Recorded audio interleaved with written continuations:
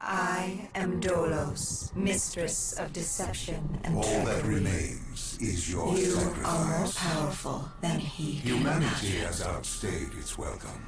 The dead shall inherit the earth. Listen to the sound of my voice. Can you hear me? Who's there? I can't see you. My name is Dr. Salim. We've met before. Dr. Salim. Where am I? You have fallen between the world of the living and the dead. The void. I'm dead? No, I can't be dead. Deimos, I have to stop him. And you still can. I'll explain as we go. For now, you must trust me. Think back to Coalescence. The start of your journey. The beginning. The beginning.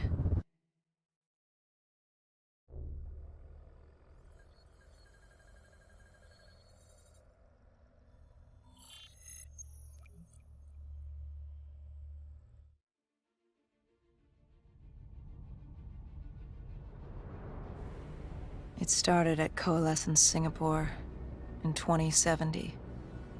10 years after the disaster. After virus 6115 began its spread. After the dead began to walk the earth.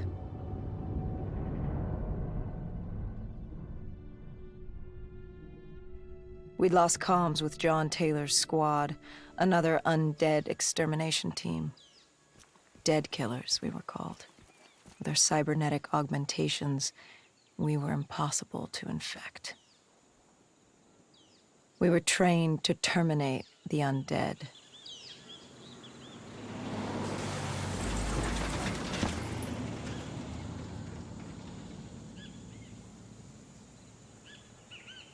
Hendrix was on edge.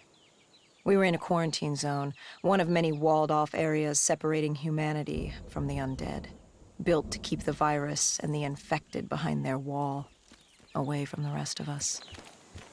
The undead weren't our only concern. The 54 Immortals, a local combine who remained in the containment zone, were aware of Taylor's activity. This place was the epicenter of the epidemic. The 2060 Coalescence disaster created the cursed world we lived in today. Any activity at this site would set off alarm bells. Either way, our troubles were only just beginning.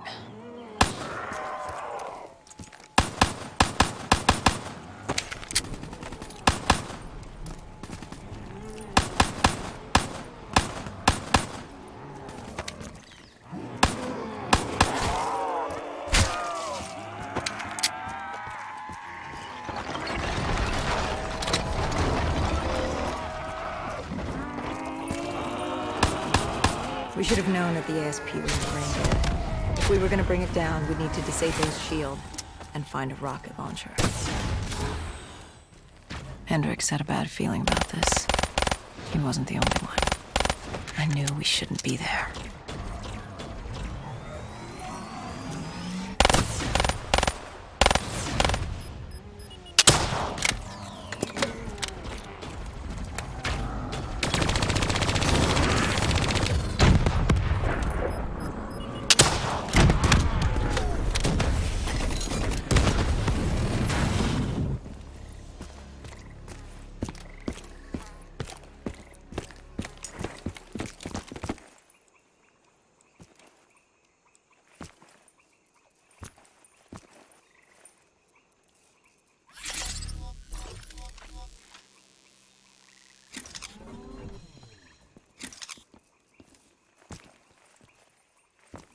Coalescence. Enhance yourself for a better tomorrow. They'd been the forefront of technology, always wanting to improve the individual, the future of you. What happened? What went wrong? The Coalescence disaster happened. Virus 6115 spread throughout Singapore and strains popped up all over the world. Governments built these quarantine zones to house the undead, a way for the populace to ignore what was happening. 10 years on, and it had worked. We put it out of mind. Ignorance was bliss. What was so special about this operation? It was supposed to be by the books. 5 years after our cybernetic augmentations, Hendricks and I were a well-oiled machine. Quarantine sweeps, recon, search and rescue. It's just what dead killers do. But we'd never been sent after one of our own before. John Taylor's systems had gone quiet. With our direct neural interface, we're hardwired into Winslow Accord servers. Observation knew if you were dead or alive. For Taylor to be neither, that was unusual.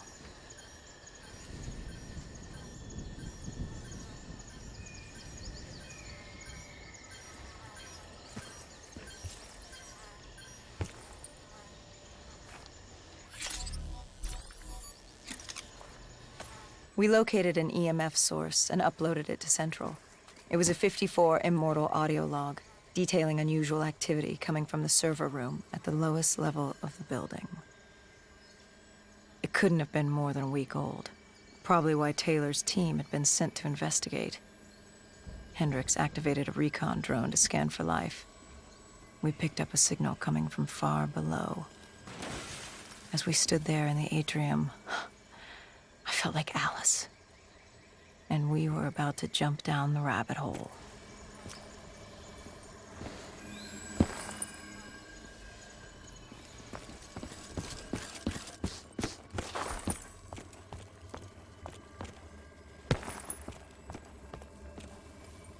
Our drone picked up activity ahead. We should have known we weren't alone down here.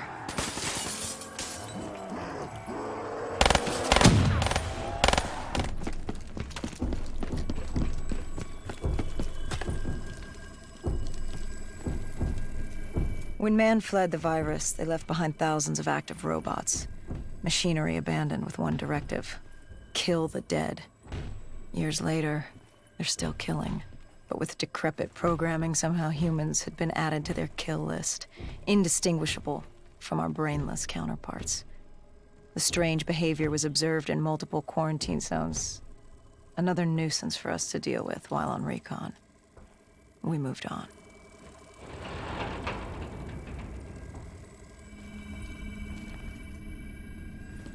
We reached the silo's floor, but the signal came from lower still. Below coalescence.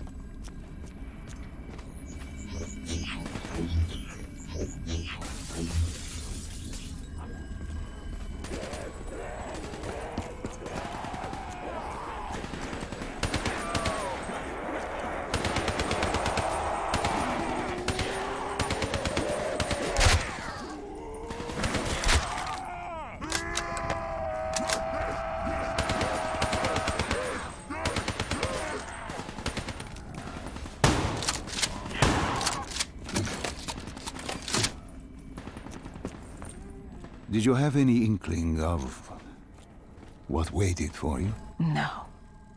In hindsight, we should have put it together. But the fact of the matter, that day was supposed to be like any other.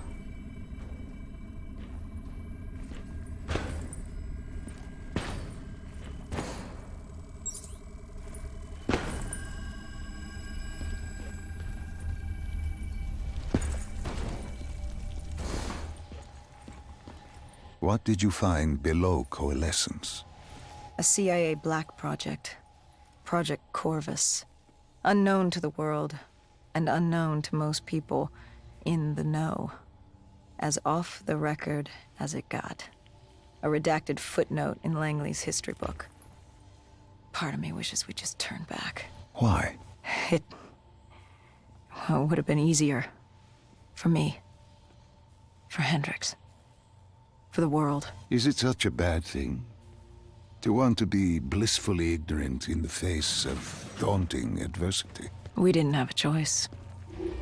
Those who find fate thrust upon them rarely do.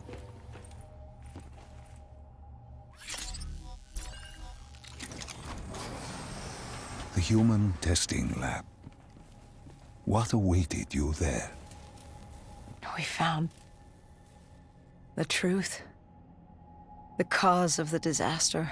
You are certain of this? We didn't have the full picture. Not yet. But this was the source. We knew coalescence was where the virus originated, but residue of 6115 in the air left no doubt. This was where it all began. When the disaster happened, hundreds of thousands died instantly. And they were the lucky ones. Because when the rest of Singapore inhaled 6115, they changed. From the living into the living dead. These test subjects, they were linked together, connected with a direct neural interface. Their minds hardwired into the central server. Hendricks didn't like what he saw. You knew something was wrong. The same tech in our own heads made us what we were. It was down here in this room. We didn't know what happened, but the data didn't lie. Man did what man always does, playing God and fucking everything up. We, the CIA, man, we created these things. We changed the world. How do you mean, change the world? The Winslow Accord and the Common Defense Pact. We'd been engaged in a Cold War for nearly a decade. 6115 changed that. When the dead walked among us, we set aside our differences. For all of your conflicts, you and your enemy had two things in common. You're both human, and you both want to stay that way. Was this the source of the signal? No, but it looked like Taylor had come through. Our answers were still further down.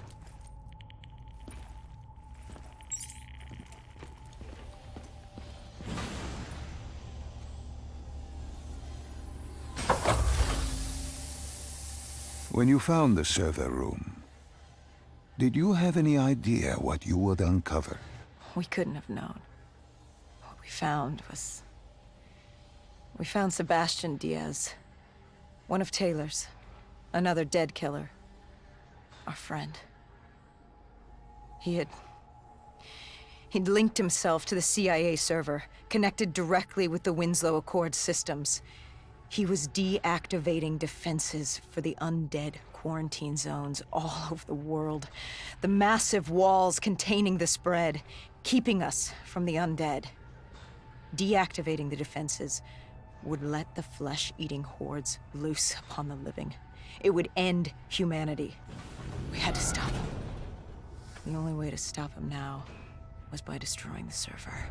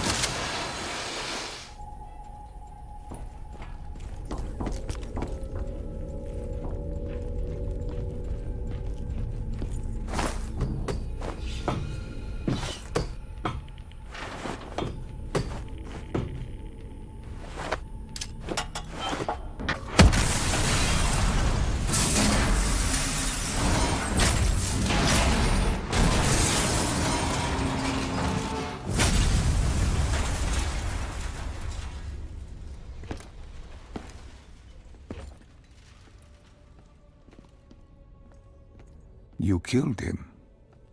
Your friend. He left us no choice. Hendricks wasn't happy and let Diaz know that.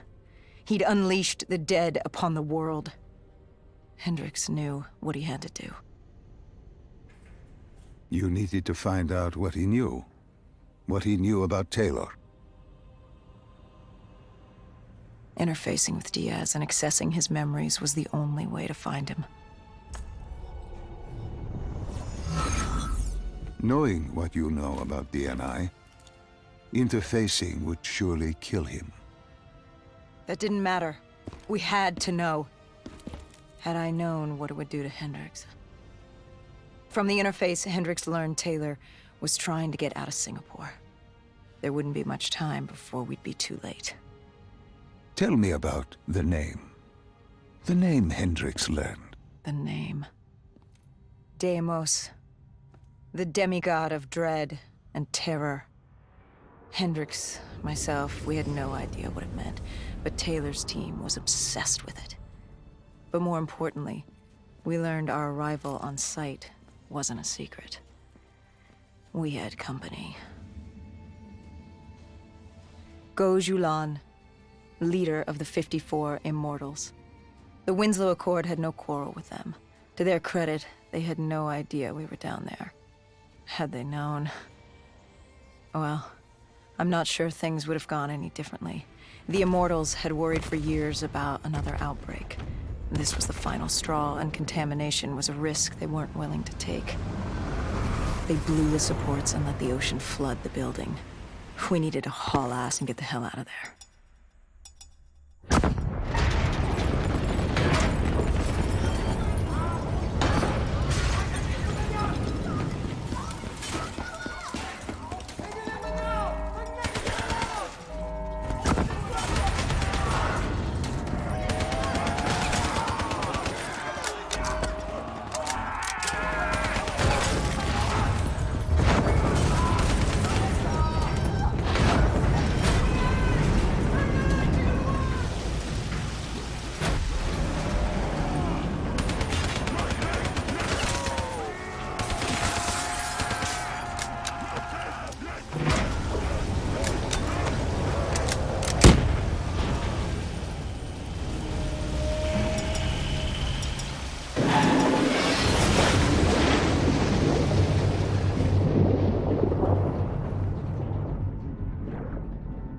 We needed to get out of there before the whole building collapsed.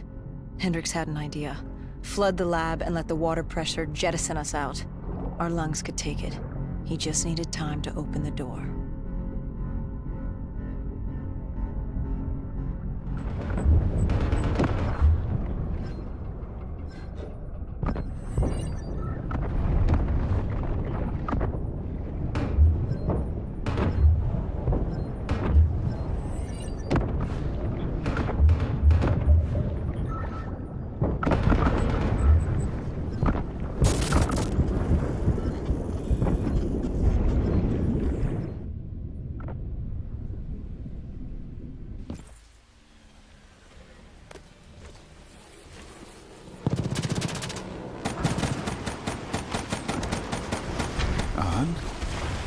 And what happened then? We got through it. We survived. Taylor's team was making their way out of Singapore. But we weren't giving up that easy. We still had a chance to catch up before the quarantine zone collapsed entirely. We couldn't make sense of what they'd done. Their motivations, their actions. There was no way to explain it. At least not yet. To figure that out, we needed them. And we also needed to get the hell out of Singapore. That was the day everything changed. That was the beginning.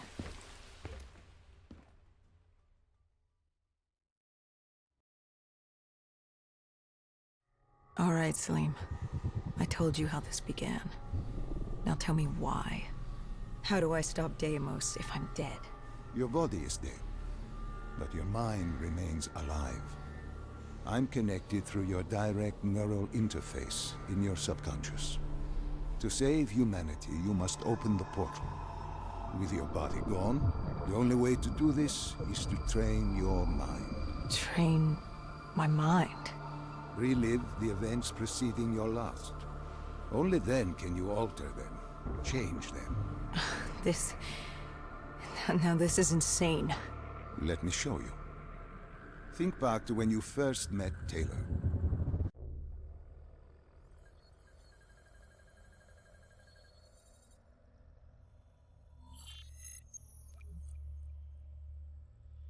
Think back to 2065. You're on a train in Switzerland. I'm heading toward downtown Zurich. On Taylor? That's him. Commander John Taylor. The first dead killer. The definition of determination. I was a rookie then. Fresh blood. There weren't many of us. There were more rumors about our division than actual recruits. They said we were engineered to be immune to 6115. That we couldn't get infected. This was your first mission. Yes. 5 years after the outbreak, most cities had at least one containment zone. But Zurich managed to stay outbreak-free. Now someone wanted to change that. Wait, this feels wrong. This can't be right. This can't be real. How are you doing this? I am not doing anything. This is your mine. I'm the passenger, you're the pilot. But tell me, do you remember the train exploding? No! Stop! Make it stop!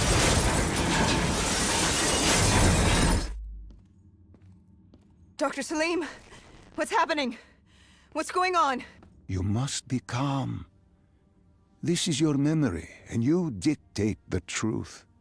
But your mind can play tricks on you. It can deceive you, and it can lie. This never happened, but it nearly did. You and Taylor stopped it. How can I see something that never happened? What the hell am I seeing? And why does it feel so damn real? The human mind is fragile, easily swayed by an incorrect recounting of events. This was one outcome your mind feared. Start from the beginning and take me through the mission. Once we organize everything correctly, we'll be able to find the truth. Tell me about the raid.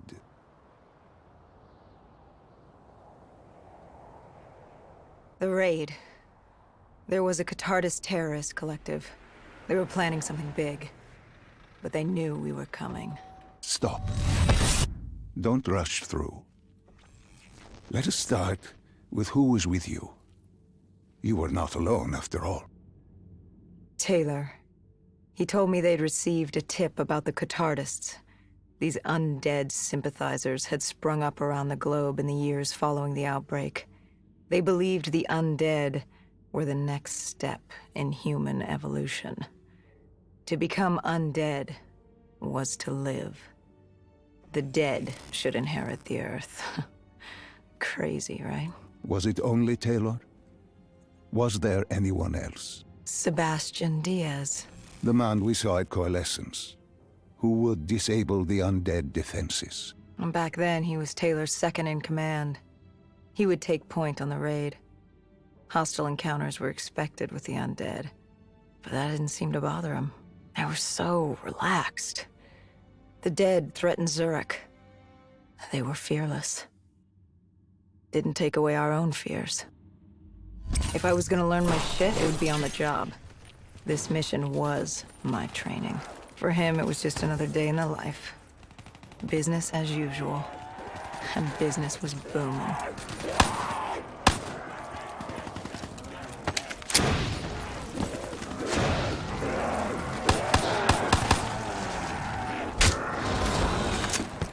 What are these drops I keep seeing? I saw them in Coalescence too. It is your mind trying to help you through your memories. Weapons, abilities, powers. Use them or don't, but they may offer you a temporary advantage. Where did Diaz take you next? We still have to get to the factory entrance.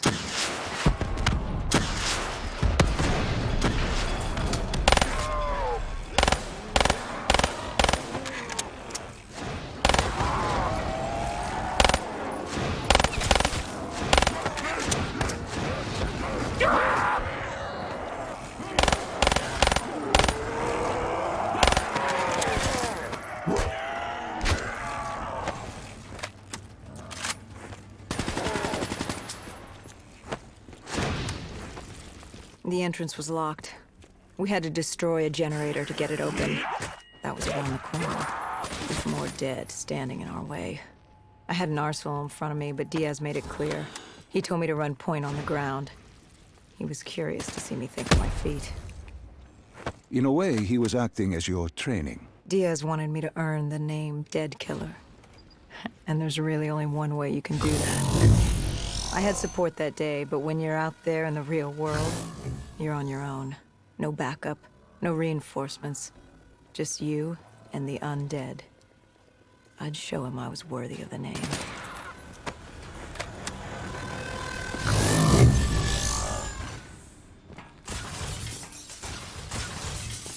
Dr. Salim, what's happening? I can't... Stay with me. Come back to my voice. I can't. I don't understand. Tell me what happened. I don't know. I saw robots and they were ripping me apart. What's happening to me? What was I seeing? It is a lapse. Your mind is wandering into the unknown. Your subconscious finding fears, dreams, doubts. Stay with me. Stay with my voice. You're still in the factory. You were about to make a discovery. Yes, there was a console ahead, and Diaz told me to interface to get access to their network. We had to find out what they were planning. Had you ever extracted information with your DNI before? No. Nothing can really prepare you for it. The flood of data, endless streams of infinite information, it's instantaneous, and it's an eternity. What did it show you? The Cotardus had a contact, an inside man at Coalescence World Headquarters in Zurich. We had his address, ID number, security details, the last of which was most telling. He had extensive security clearance at Coalescence. Specifically, he had access to 6115, the virus. Then let us do just that. Let us find him. Take me to his apartment.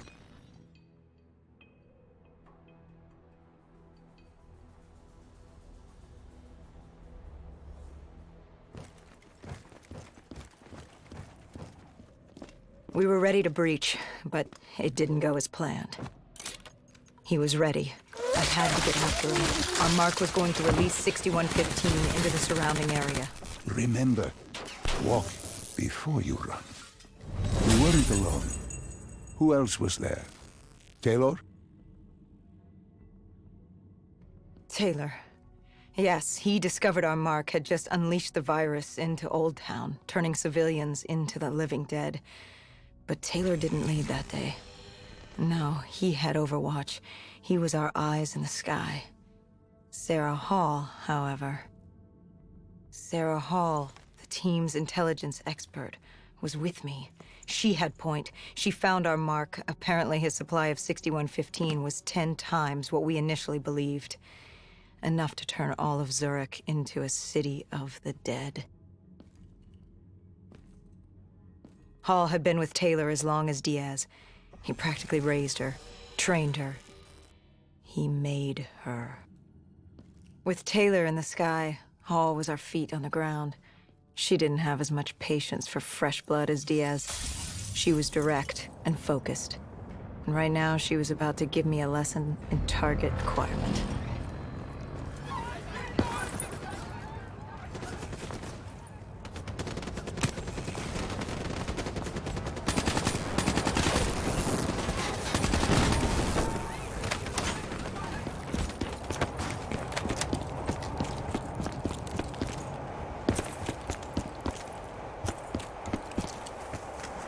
What happened when you caught him? Our mark was bleeding out after that fall through the ceiling. Time wasn't on our side, and we needed information. So what did you do? I would do what Hendricks did in Coalescence. I had to interface with him, extract the information from his memories. You make it sound cold. You would be diving into this man's mind. A dangerous task. A terminal task. I know, but you have to make it cold. Detach yourself from the person. It was our first time performing this sort of interface, and Hall wanted to get that point across above all else. It's nothing personal because there is no person. They're not humans. They're data banks for pilfering. Even though it would kill him. Even though... It's ironic, really. Ironic? Hall teaching me how to raid a person's mind. It wouldn't be long before... Well, we know what happens to Hall. What I do to Hall. But we do what we have to do. This was the world we made. If we don't do it, if we can't sacrifice the individual, how do we protect everyone else? That is a heavy burden to press upon the individual. If not us, then who? This was what it was about. Being part of an undead extermination team. Being a dead killer. It's about making that sacrifice. Making the ultimate sacrifice. What did you find? What secrets did your databank have to share? The Cotardus group had set up shop deep in the subways. Whatever they were planning, the answers were there. Information that would stop the bomb. Save millions of lives. The greater good. Yeah. The greater good. Taylor joined us. If we were going to move on the subway, we had to act fast. The attack, whatever it was imminent. And your mark? What happened to him after your interface? He was gone. Dead.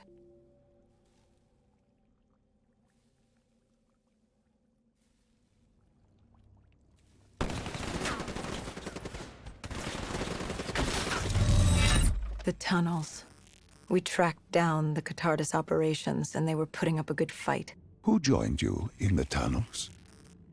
Taylor oversaw the operation, but the lead on this was Peter Moretti, the last of Taylor's team, an explosives expert. He was the guy you wanted when you needed to blow shit up. He was damn good at blowing shit up, which made him perfect for the fight ahead. Fearing discovery, the Cotardus Collective had an armada of undead and patrolling robotics guarding the facility. I won't lie, it's strange seeing Moretti like this, knowing what happens next. He was crucial to finding Taylor, to finding Deimos. You mean the refineries in Cairo? He had a pivotal part to play. He just didn't know it yet. What he knew then was the way to the hideout. He took point.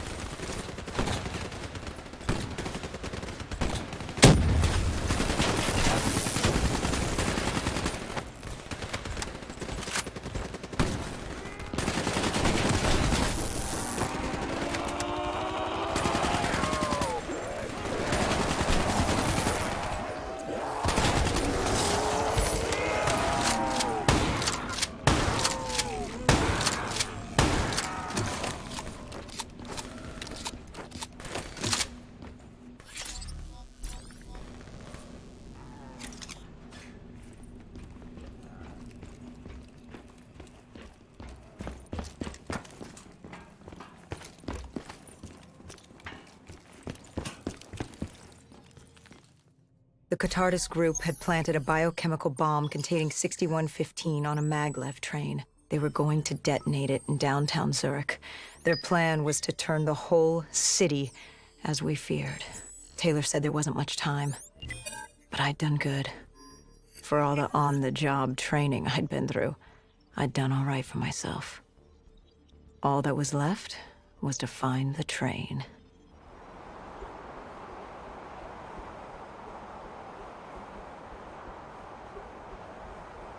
Good. You didn't even need my push to the final memory. You connected events and arrived at the truth. Now what happens? Now we set things right. Through your mind, you realign the events as they occurred.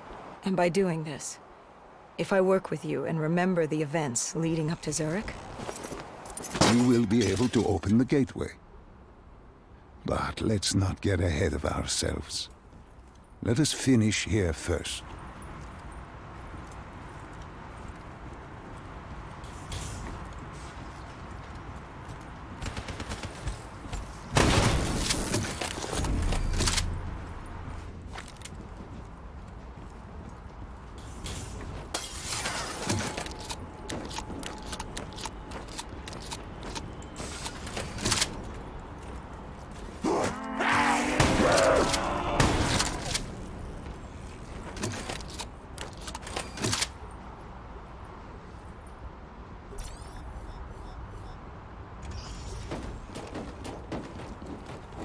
I found the bomb car. The whole thing was wired up, primed to blow. There wasn't time. I couldn't disarm it. So what did you do? Remember how we can't get infected? Some of the rumors about us were true. That's why I was there. Why we make the sacrifice. I used my cybernetic abilities to reverse the polarity of the train car and detach it. The car unleashed the gas, but safely outside the city. And you lived? I didn't know I'd make it at the time, but I turned out all right.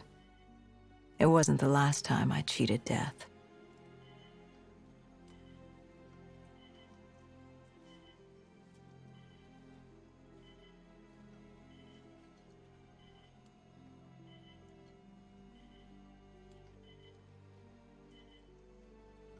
No. No. I remember this place. What are they doing to me? Dr. Salim, what am I seeing? Taylor? Why can't I move? You must let this go. Stay with me. Relax.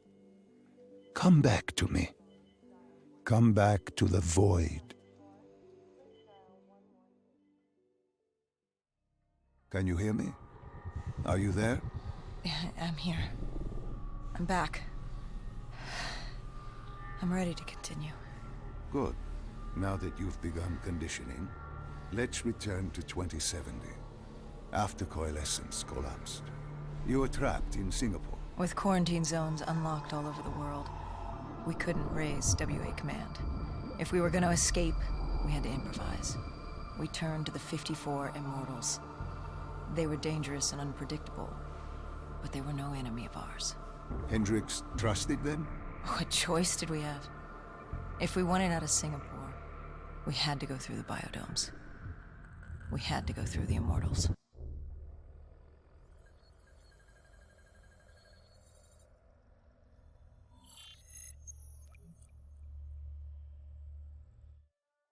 Getting in was easy. Getting out would be another matter entirely. At the time, the biodomes were the safest place to be. With the outbreak of 2060, the Immortals seized the marina and dug in. The biodomes were impenetrable. Dead-proof.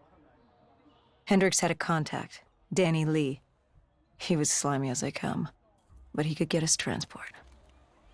Not only that, Taylor had beaten us out of the biodomes, and Danny claimed to know where he was heading. They had this information. Danny was convinced Gojulan had info on her central server. They were doing us a solid, really. But that didn't come cheap. They wanted food, water, weapons, reinforcements from the Winslow Accord. We agreed to their terms, with no idea if we could honor it. The Immortals were a people of their word, and quite efficient in punishing those who did not act the same. Danny was in a bad mood. The Immortals weren't exactly happy to see us. They knew our part in what had happened in Coalescence. Danny went so far as to accuse us of opening the containment zones ourselves. Hendricks persuaded him otherwise. But that didn't change how I felt. We were there. We had our chance to stop Diaz in the server room. You cannot blame yourself for what is out of your control. There were powers in play far greater than your own. Powers with far more control. You were a pawn in his game. You mean Deimos? Well, as it turns out, we weren't his only pawns in the room.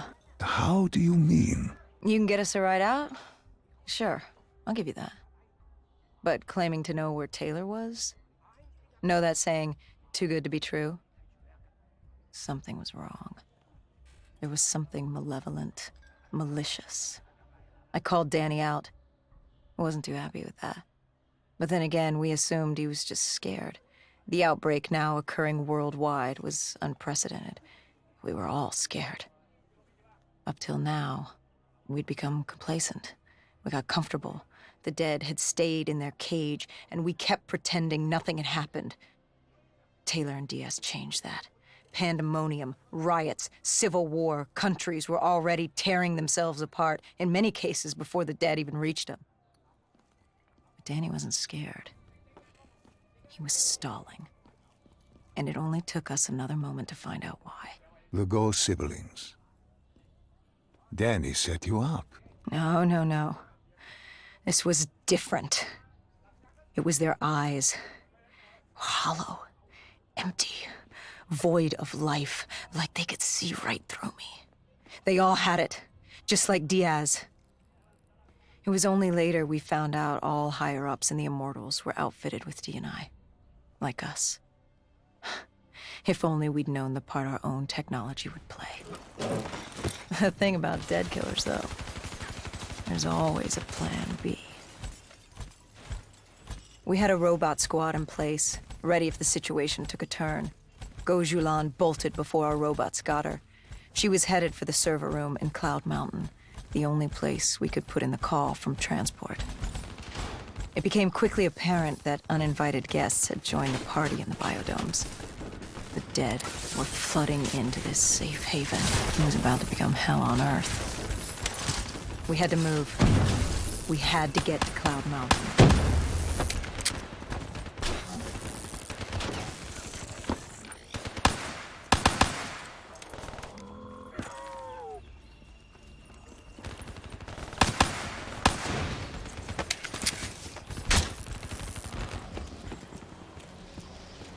I don't know how the undead got in. A forgotten open gate. A child's mistake. A poorly nailed board over a window. It didn't matter. It was spreading fast. We were already outnumbered 20-1. The remaining humans scrambling away.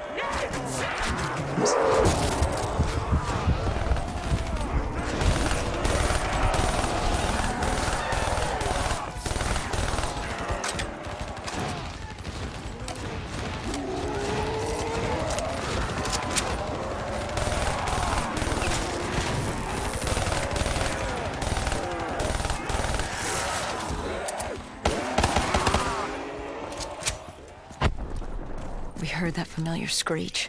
Parasites, mutated creatures born out of 6115 were flying towards us.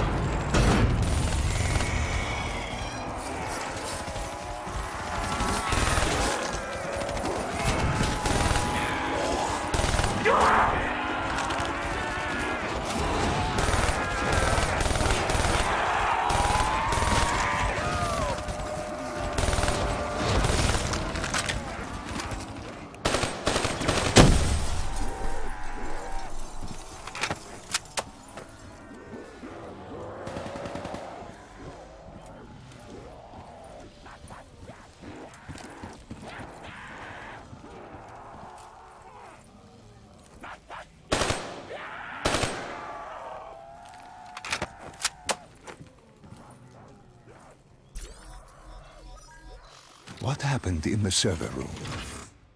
By the time we got there, Gojulan encrypted her hardware, locking us out of the central server. Hendricks stepped in, but we were a few seconds too late. Damage was done. Why did she lock you out? It didn't make any sense. Sure, we weren't on the best of terms, but this wasn't her. Something else made her do it. Something was controlling her.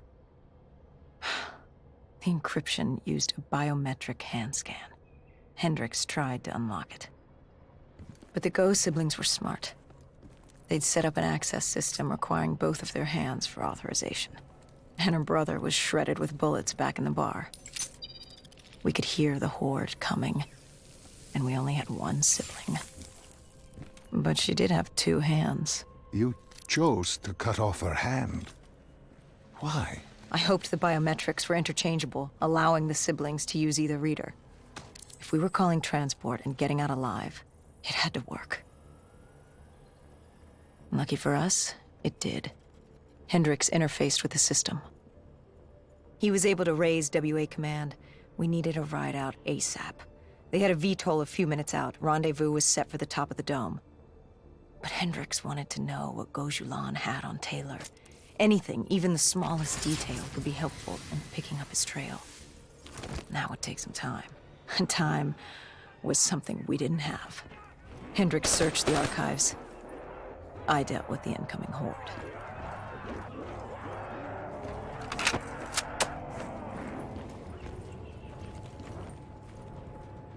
Hendricks had pulled all the data he could. I hoped it was enough. Our pickup was in position.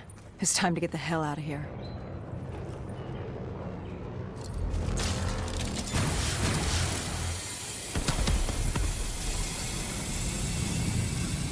Our bird wasn't alone in the sky.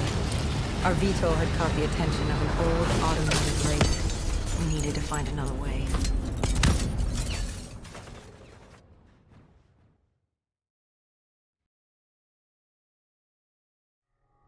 This wraith telling you. It was like the malfunctioning robots you found in different quarantine zones.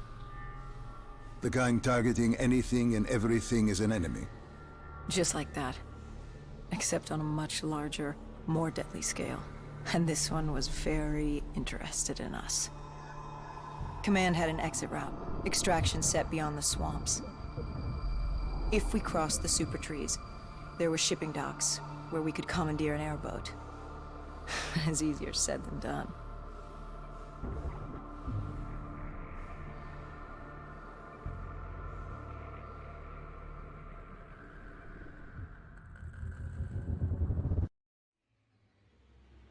Between the flesh eaters and that wraith eyeing us, the super trees would be no walk in the park. We had to haul ass and stay out of sight. But they weren't our only concern. Winslow Accord picked up chatter ahead. Apparently, we weren't the only humans using the docks to escape.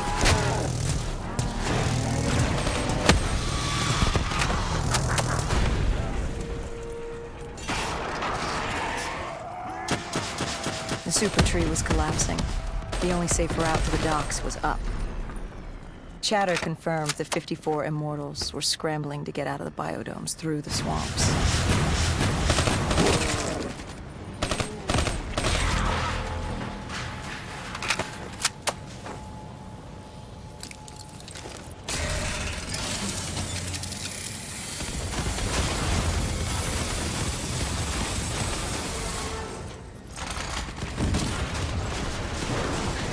From the sound of it, they wanted us dead as much as the flesh eaters did.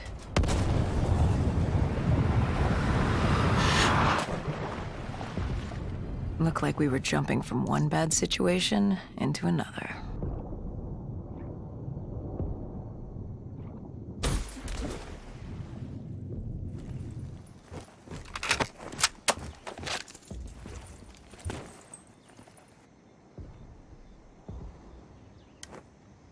Hendricks commandeered an airboat and set the autopilot.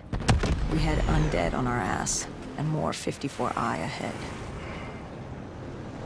And that rogue wraith wasn't done with us yet.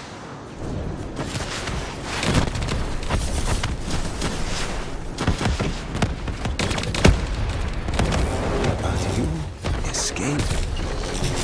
Our exfil was just ahead. We were getting out of Salim.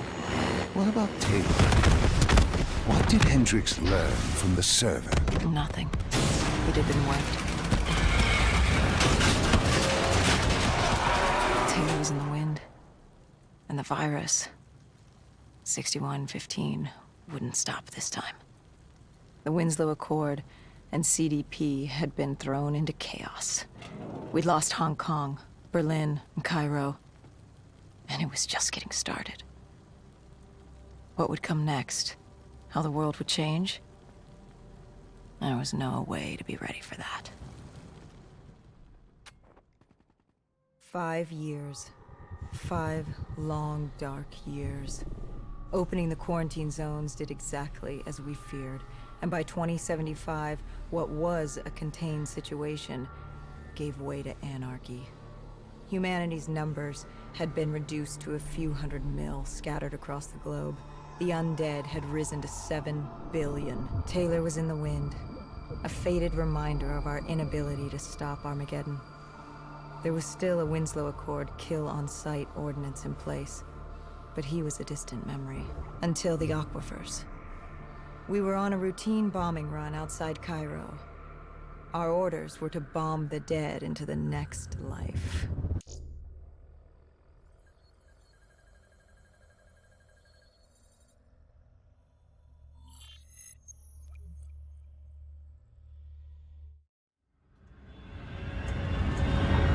Our target was a Catardus colony.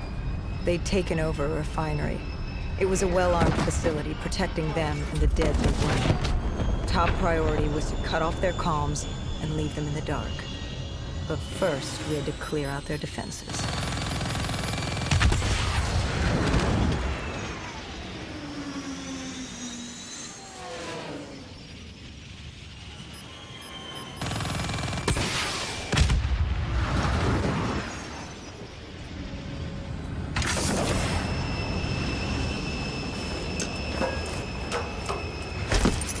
The array was ahead.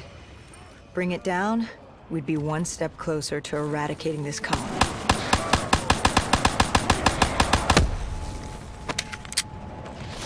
Our support detail needed a few moments to disable the array. Lucky for me, I had more hostiles to keep me occupied.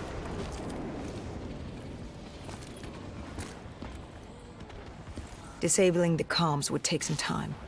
Our support detail dealt with that. I dealt with reinforcements.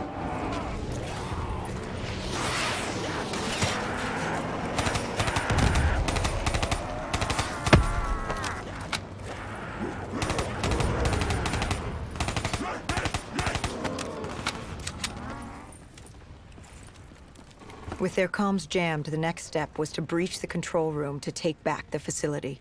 There was access ahead. I just needed to get through the flooded room in front of me. Our support detail insisted on coming with. When you were swimming, something went wrong. Our D&I... There was a malfunction. What did you see? I saw... I was drowning. I thought I heard... This is not your time. Get back up. Do not trust him. Everything is not what it seems. What did you hear? Nothing. I couldn't make it out. Get up. Then I woke up. Someone pulled me out of the water. Someone saved me. Saved you? A guardian angel. Someone watching over me. My support detail. She got through somehow, and pulled me out. She brought me back from the brink. She said it wasn't my time. My work wasn't done. I had to stop Taylor. I don't know how she knew. It didn't make any sense. Did you know her? This woman? No. I'd never worked with her before today. And yet she knew about Taylor.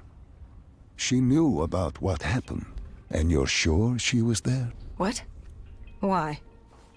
You think I made her up? You yourself said your DNI systems were malfunctioning. What? You gonna tell me I'm crazy next? I know what I saw. I did not make her up. I didn't fucking imagine her. Did she have a name? Of course she had a fucking name. The Guardian Angel. She said her name was Kane. She told me she'd help me get through this. She said we had to move. Control was beyond a server room ahead. If we were going to take the refinery from these dead sympathizers, we needed to clear it out. If we couldn't, it would be on to Plan B. Plan B? Plan bomb this shithole to hell.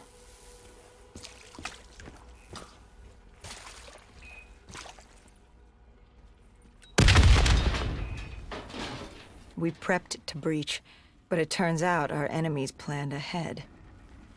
The explosion blocked our path. We had to double back. It caught us off guard. But the noise also caught the undead's attention.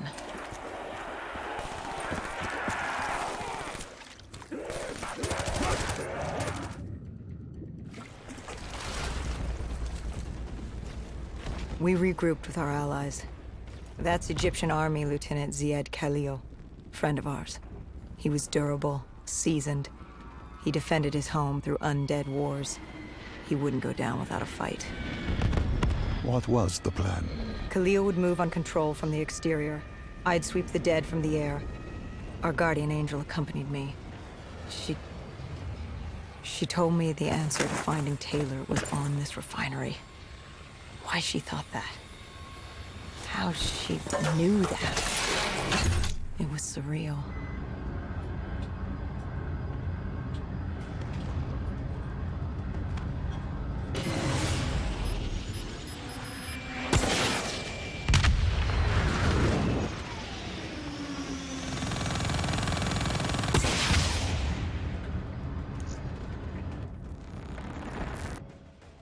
When Khalil took the control room, he found something on the security footage. Something we needed to see. Taylor. Like seeing a ghost, We just stumbled upon him. This wasn't just a Cotardis colony. This was Taylor's hideout. They were already evacuating Taylor. We locked down the facility, separating Taylor and his associate, Moretti. Who did you go after? It was too late for Taylor. The Cotardis put him on a VTOL. We'd go after Moretti. Command informed us the kill order was still active. Hendricks didn't like that, but it wasn't his call. How did you feel about it? 5 years. 5 years after our fuck-up, and we could fix it. I'd gladly take the shot.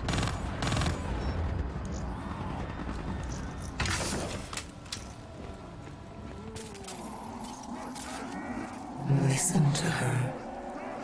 Trust her. Find Taylor.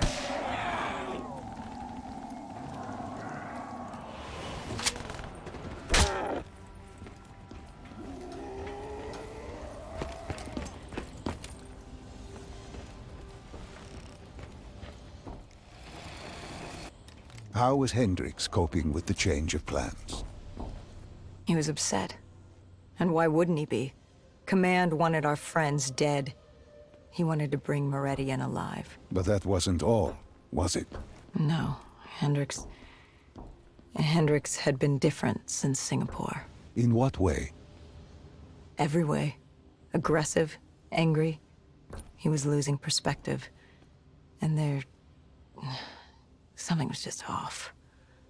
I should have known what happened. How could you have known? Even if you had, what could you have done? You seem so certain of his intentions. We all battle inner demons and our choices. Hendricks, Taylor. That whole team rose the ranks together, fought alongside each other. Little did we know one of his friends was watching us. Moretti had locked himself in the security room. Only way in was to cut the power. To do that, we had to overload the generators.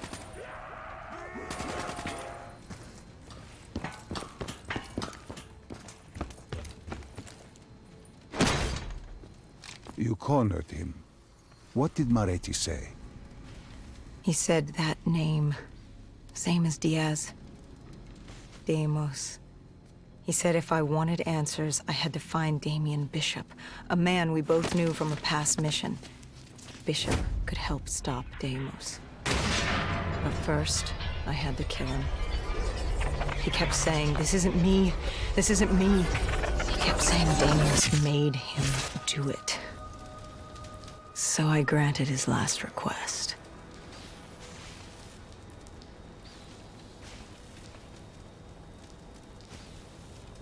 I killed him as he asked. I did our job. It didn't sit with Hendricks. Can you blame him for his outburst? Hendricks was pissed because Moretti was our link to finding Taylor. A link I'd just severed and split open on a spike. And the guilt I carried all those years that I channeled inward, Hendricks channeled outward. At me. This was our chance to fix our mistake, and I fucked that up. Hendricks said I may as well have damned the world myself. I'd had enough. I knocked some sense into him. Sometimes it was the only way to get through. I told him what Moretti had told me about Bishop, Deimos, whoever the hell he was. The mention of Bishop got Hendricks' attention.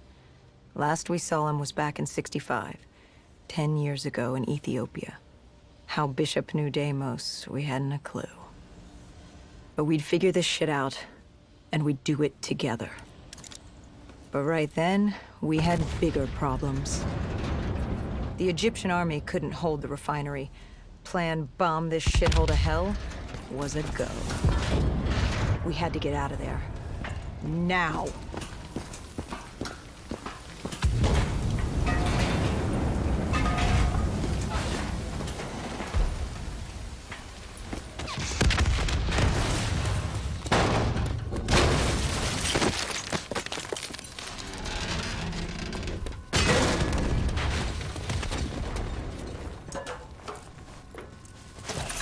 We lost Taylor. thought we had a lead. Moretti said Bishop could help us find Deimos, which meant he was our next stop. This bishop that Moretti mentioned. Damien Bishop, the man who found the cure. A vaccination to make 6115 victims human again. A cure? Did it work? It should have. Something was blocking it. Bishop had this theory. He believed somewhere there was an undead brain. A single creature controlling them as a collective hive. He believed that it somehow blocked the cure. We met him in 2065 when he made the breakthrough. News traveled fast. He and a few others were kidnapped in Ethiopia. It was a joint op with Taylor's team. We were to extract Bishop from a base overrun by the dead.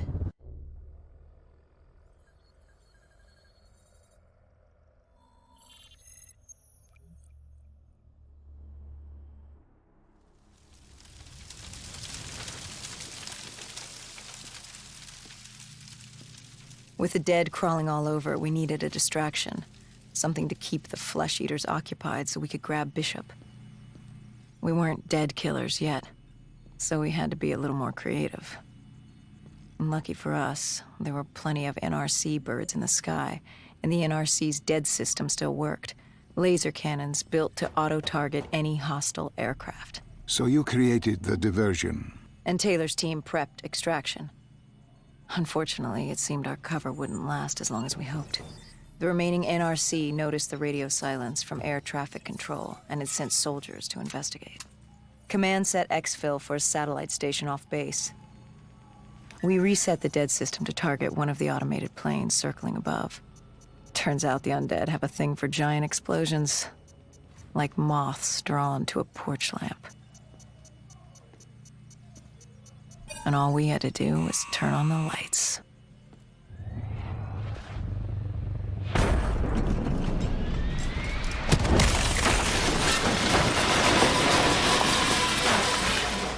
Unfortunately, we couldn't exactly control the landing. Hendricks alerted Taylor the bird was down and the diversion in play.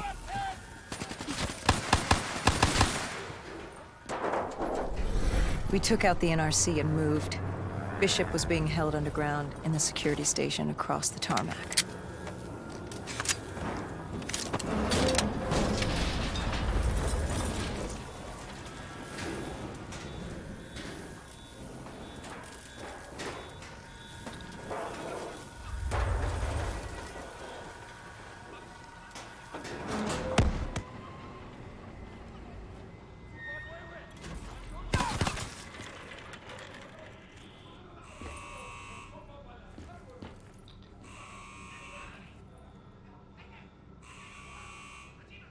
Hendricks took out the guards. I hacked into the system to find Bishop. Why were there NRC still at the base? It was being overrun. They needed the cure. They kidnapped Bishop's whole team and would do whatever it took to get their hands on it. They'd torture these researchers till the dead broke down the door and ripped them all to shreds if it meant they could save their people. It wasn't personal. It was self-preservation. With the secret out about Bishop's discovery, he'd become the most wanted man in the world. The NRC were just the first to grab him. It was every country for itself. Why do you think we were there? The Winslow Accord wanted the same thing the NRC did. You can't rationalize anything when you're put up against the wall. Nothing about this was rational. It was instinctual, animalistic, survival.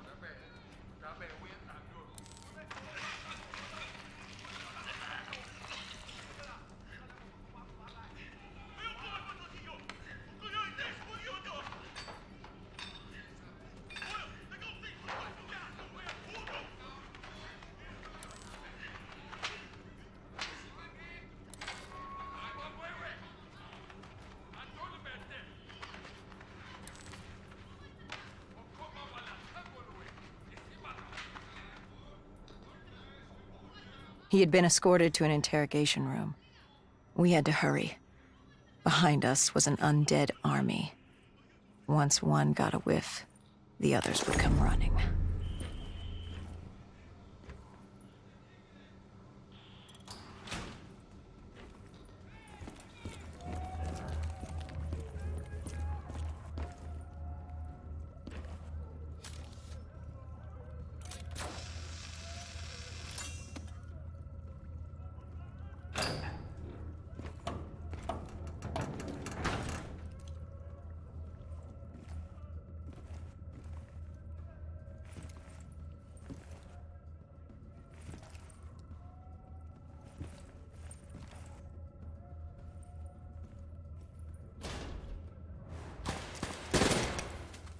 Hendricks told Bishop who we were and that we had to move, but Bishop refused to leave without the other researchers, his friends. Our instructions were specific. Bishop was our priority. We didn't like it, but Bishop refused to leave without them. It sounds like you were taking an awful risk. He said for the cure to work, he needed them. They weren't expendable. Technically, we were. In a way, you and the NRC were not so different in what you wanted and how far you were willing to go. Our method was different. Our reasoning was not. No one wants to sacrifice themselves to save the world. But you like to think if the moment came, you'd have it in you. Who was inside the cell? Lieutenant Ziyed Khalil, member of the Egyptian army. Back in '65, he was a guard assigned to Bishop's research station. This was how we met. Hendricks cut him down and notified Taylor we were freeing the other hostages. Taylor said we didn't have the time. The base was swarming with additional NRC forces. They weren't letting their prize go that easily. There was a tunnel full of hostile soldiers between us and our exit. A cargo elevator ahead was the only way to the surface. No telling how close the dead were behind us.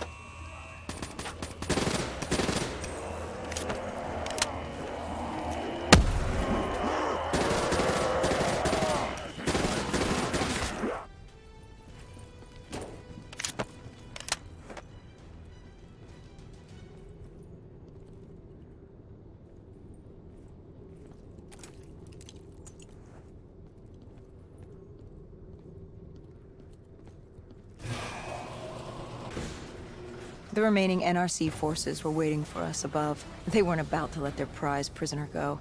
If it meant getting the cure and saving their families, they were willing to die for it. And they weren't the only ones. We'd never seen dead killers in action before. To us, it was a spectacle. To them, it was just another day in the life. Wait a minute. Do not be deceived by his lies. Remember your past. Remember when you first met John Taylor. Remember the truth. Wait, this is wrong. This can't be real. I told you I met Taylor in Zurich during the 2065 Catardist Uprising, after I became a dead killer. But here I am with Taylor, and my limbs haven't been replaced yet. I'm still human. Why did you tell me that the first time I met Taylor was Zurich? Focus. You need to complete this memory. What was Taylor's plan? We were still on for exfil, but first we had to blow the bridge. We followed Diaz. Both undead and NRC forces were converging on our position.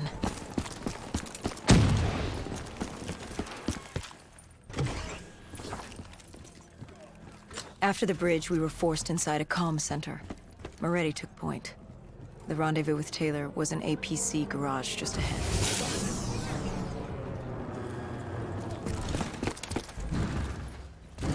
We could hear the undead screaming towards us. But that wasn't all. A robot horde was moving in. And Taylor would need some time to get the door open.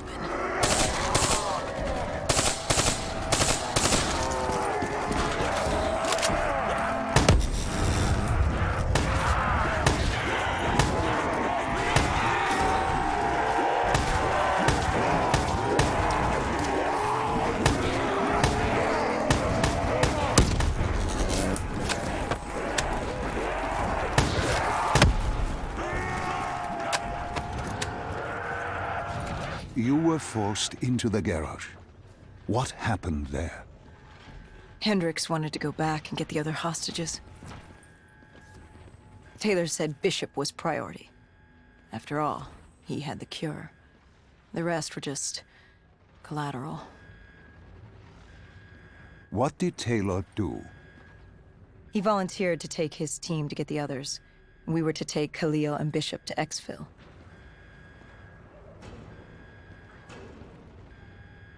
We got on the APC. Bishop was the most important man in the world right now. We had to get him to exfil if it killed us.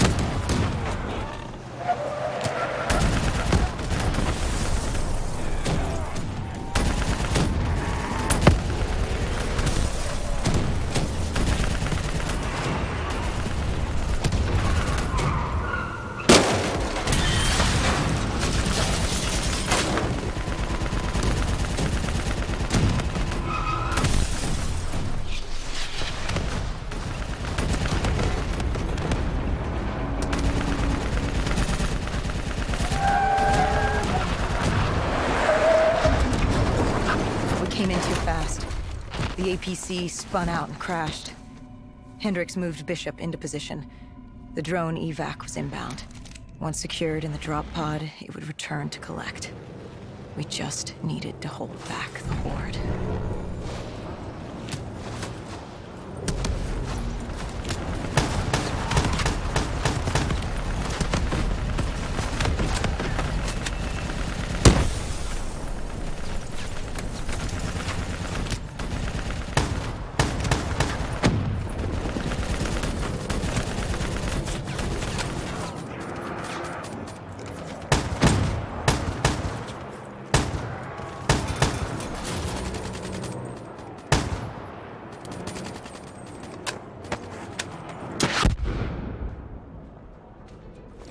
What happened?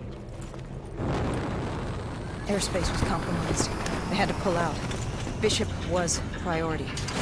We were expendable. We heard Taylor on the comms. He was inbound and told us to hang on. No. I can't do this. I can't live this again. No, please. I am sorry. You must. No, please! If you wish to defeat Deimos, you must. To save the world, you must relive this. I should have died. I felt myself fade. It was over. That was the day I met John Taylor. That was the day I became a dead killer.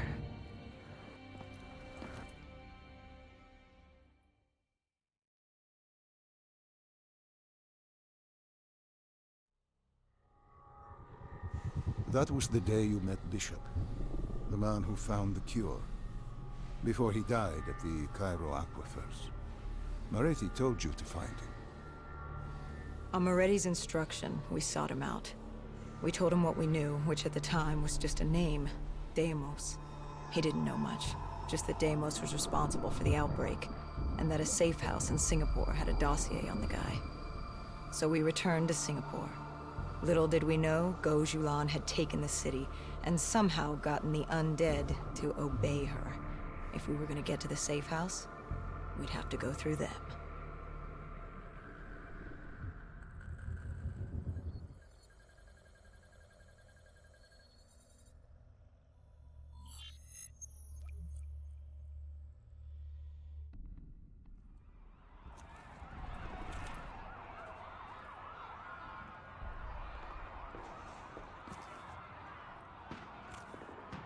The vultures, sadistic scavengers, ravaged by atrocity and time, driven by fear and insanity.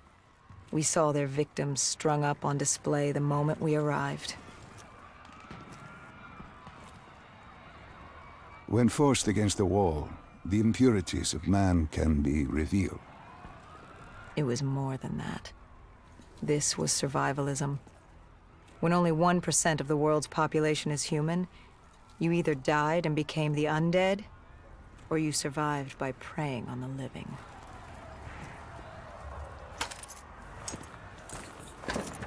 These scavengers were well equipped. I suppose that's what you get when you prey on your fellow man. We may do quick work of them.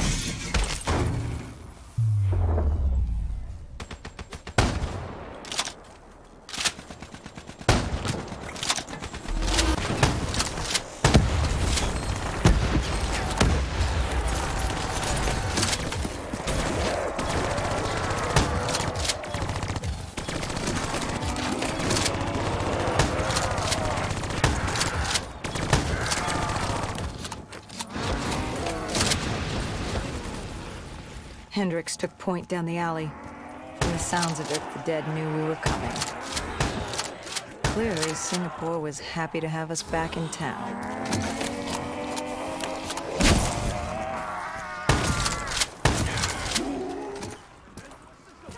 Overwatch confirmed the vultures were converging on the safe house. Civilians spotted on site. We didn't know if we could get through without additional collateral damage.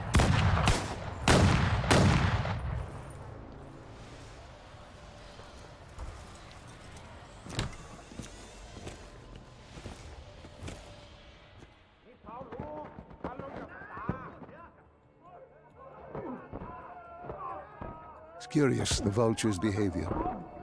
Willing to kill the living and the dead alike without prejudice. Survival of the fittest at its most primal. They act with reckless abandon without thinking of the consequences. They had to know, the more they killed other humans, the slimmer their chances became. Don't think of them as humans. They're animals. Abandoned by any form of governing body, they dictated their own society. They were tribal, nomadic. In their eyes, man was as much a threat as the undead.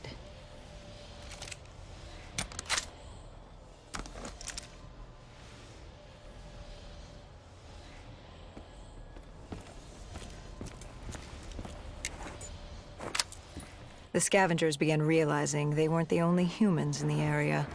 It was a matter of time before Gojulan knew we were here. The safe house was beyond the gardens, but the gardens belonged to the dead. They smelled us lurking above.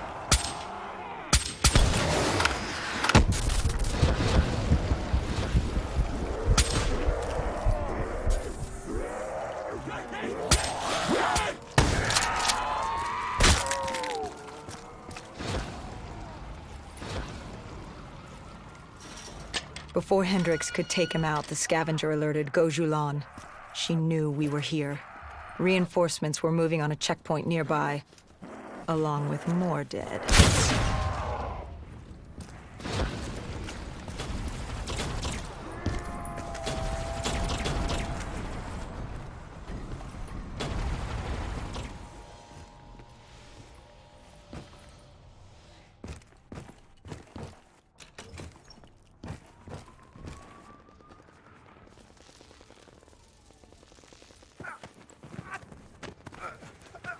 Why did they create these displays? What was the purpose? They weren't just displays. They were art.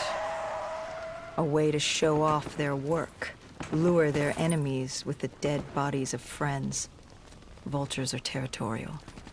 They fought among themselves, sociopaths at war with everyone and everything, undead or fellow human. Either way, you were a predator competing over the same resources. And now we'd become prey baited into a trap.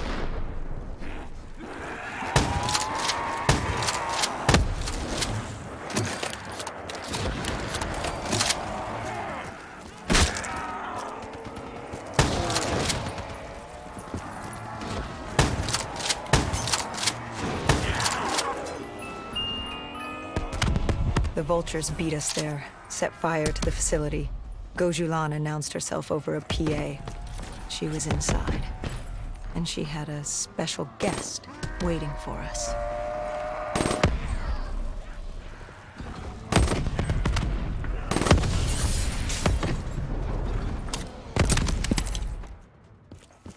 We cleared the plaza. All that was left was to get inside.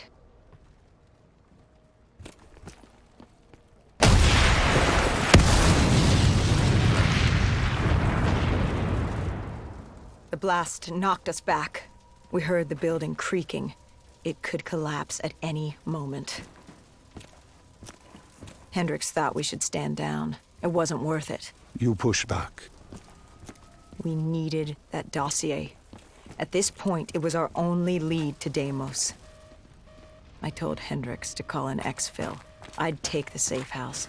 Bishop had told us the document was hidden in the panic room within the facility.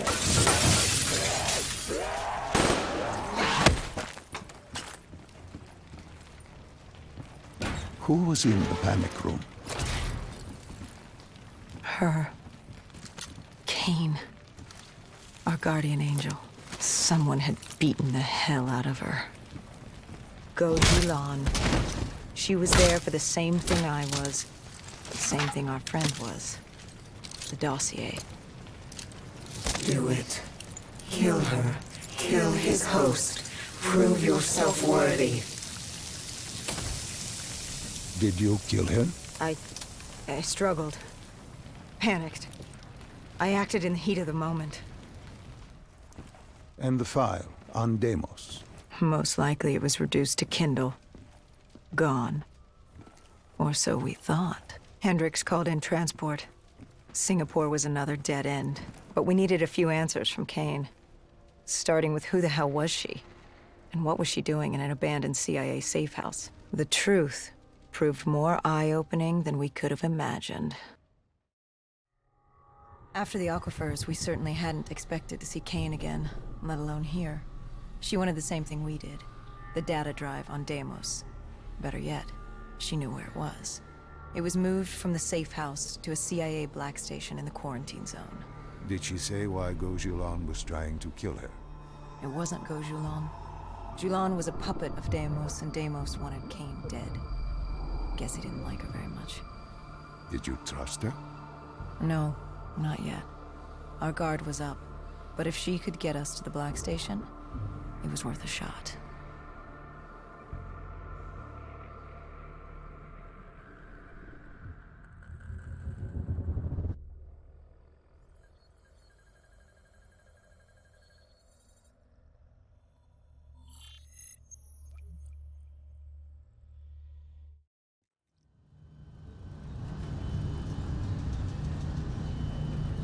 The Singapore quarantine zone.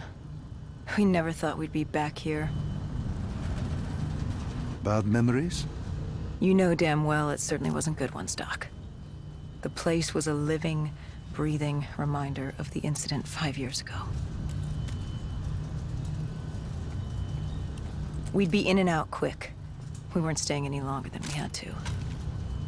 Find out who this Deimos asshole was and get the hell out of Dodge.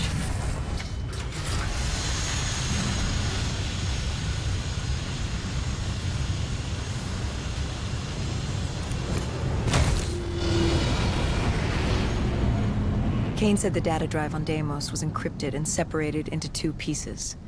We needed both to access the drive. Like a lock and key. The lock, I assume, was at the black station.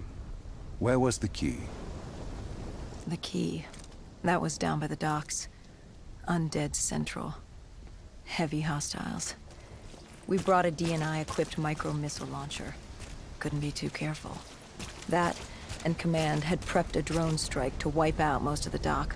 But with the high winds from the incoming superstorm, well, no guarantees it'd work. We grabbed our spike anchors in case we needed to be nailed down. After the docks, our rendezvous with Kane was set for an abandoned police station. Hendricks took point. More vultures. Preying on the weak. Since the fall of the Immortals, they'd inherited all of Singapore. Turned the place into some twisted version of the Wild West. After the events at the safe house, we caught their attention. They weren't exactly thrilled with us on their turf, and were taking it out on the locals to find us. Why didn't you step in? You could have saved them. Calculated risks. We needed to stay quiet and lay low. But there's always a chance, isn't there? Chance is a billion-sided die. You like the odds of that? If they didn't die today, they'd die tomorrow. If not tomorrow, the day after. One way or another, death was coming for all of us. Nobody was getting out alive. If we tried to save them, it could be our necks in those collars. We weren't there to save 2 people. We were there to save all the rest of us. We needed to get to the Black Station, raising as little alarm as possible. The last thing we needed were the dead and vultures after our throats. Turns out the odds were already stacked against us.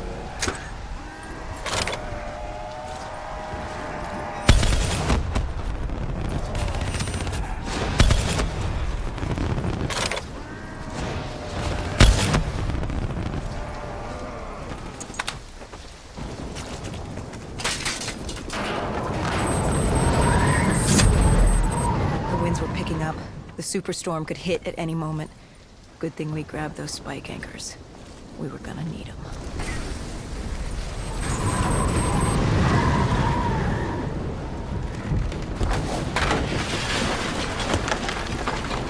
The plan was to wait on the drone strike. Once it did its part, the missiles were ineffective. The wind too strong, and now that ocean liner looked like it was about to rip free. Thing would pulverize the dock, taking the data drive with it. Hendricks said, fuck it. We were built to kill the dead. No reason to switch it up now.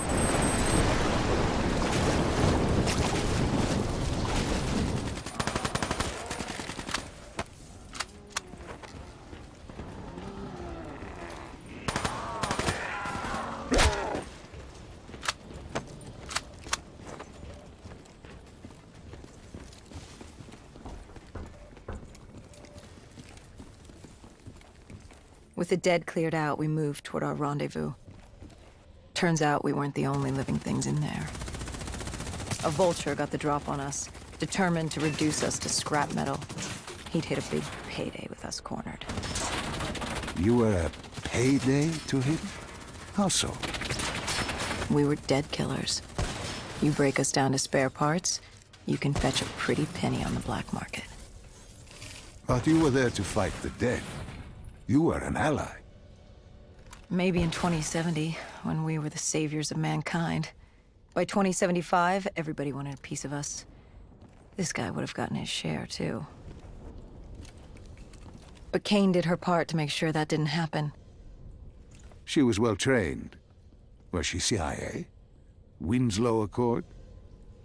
She was just someone who was always in the right place, at the right time. Before we could move on the Black Station, we had other problems. What had gone wrong? We hadn't taken the scavengers into account. They'd figured out they had dead killers in their midst. Kane told us they had a comms relay ahead. If we scrambled them, it could lead the vultures away from the Black Station, at least long enough for us to get what we needed. So much for maintaining a low profile, I suppose. What did I tell you? Thing about dead killers is there's always a plan B. You don't create the problems, just the solutions. You adapt to what's thrown at you. Adapt or die. Yeah. Adapt or die. We plan to regroup with Kane outside of Chinatown.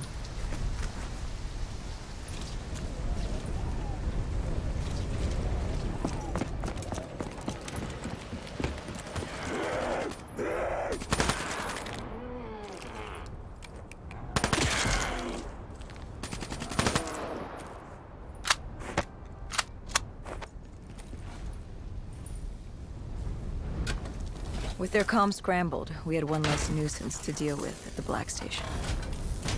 Now to get the drive and get the hell out of this shithole. You couldn't take being here, could you? You felt haunted coming back to this city. The feeling had latched onto me at the safe house. Like I was being watched. Something had their eyes on me. Something? Not someone? And I just felt something pulling me, guiding me. I couldn't shake it. Our rendezvous with Kane just ahead.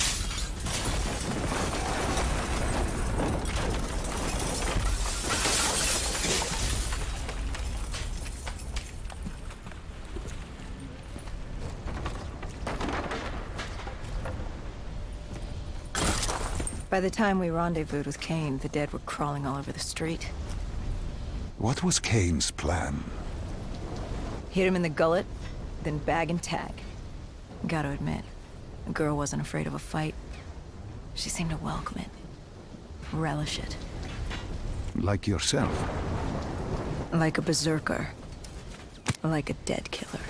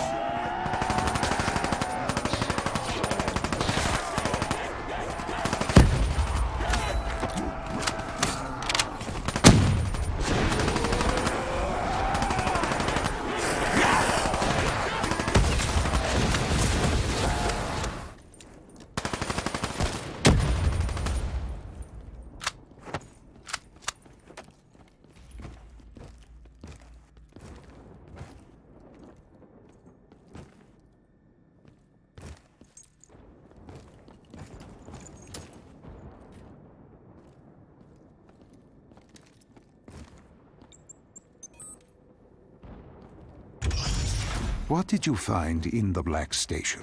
Slaughtered CIA staff. We weren't the only ones looking for the data drives. It was a gruesome scene. Kane quickly assembled the drive. What did you learn? Did you find the information on Deimos? We found a dossier. A diary, really. A living testament of what happened 15 years ago, and in the years since. It explained Project Corvus, a CIA mind control experiment. These scientists had combined two ancient biochemical compounds, Nova-6 and something called Element 115. They fused them together, created a chemical cocktail, and injected it through their test subjects' DNI. They wanted to control them. Control them? Those corpses, below coalescence in Project Corvus, they weren't patients. They were prisoners, the criminally insane. The scientists believed they could make them well again, make people better. But instead, they opened the gateway. A gateway to Malum. There's another dimension filled with absolute evil. It sounds crazy even saying it now, but they opened it not realizing what they'd done, and they let him through. Deimos. Deimos, demigod of dread and terror. He caused the coalescence disaster, unleashed 6115 upon the world, creating the undead that roamed the earth. There were details on Taylor's team. They were working for Deimos. Helped him trigger Armageddon. There was also other information on his sister, Dolos, demigoddess of trickery and deception. Deimos, he didn't like her very much. And the researcher? Did he have a name? Who wrote this document? Yes, it was... Wait. Holy shit. Dr. Salim. It said Dr. Salim. It was you. You wrote the dossier on Deimos. You were the man behind Project Corvus.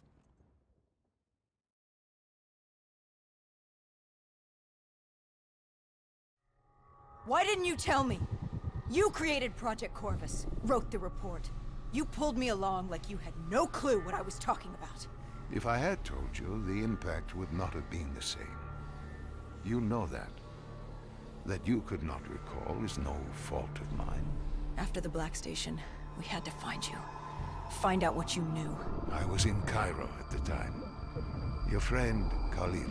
He brought you to Ramsey Station, humanity's last holdout in Egypt. We knew who Deimos was, where he was from, but we didn't know why. He'd taken over the world, but to do what? To find out why, we had to talk to you.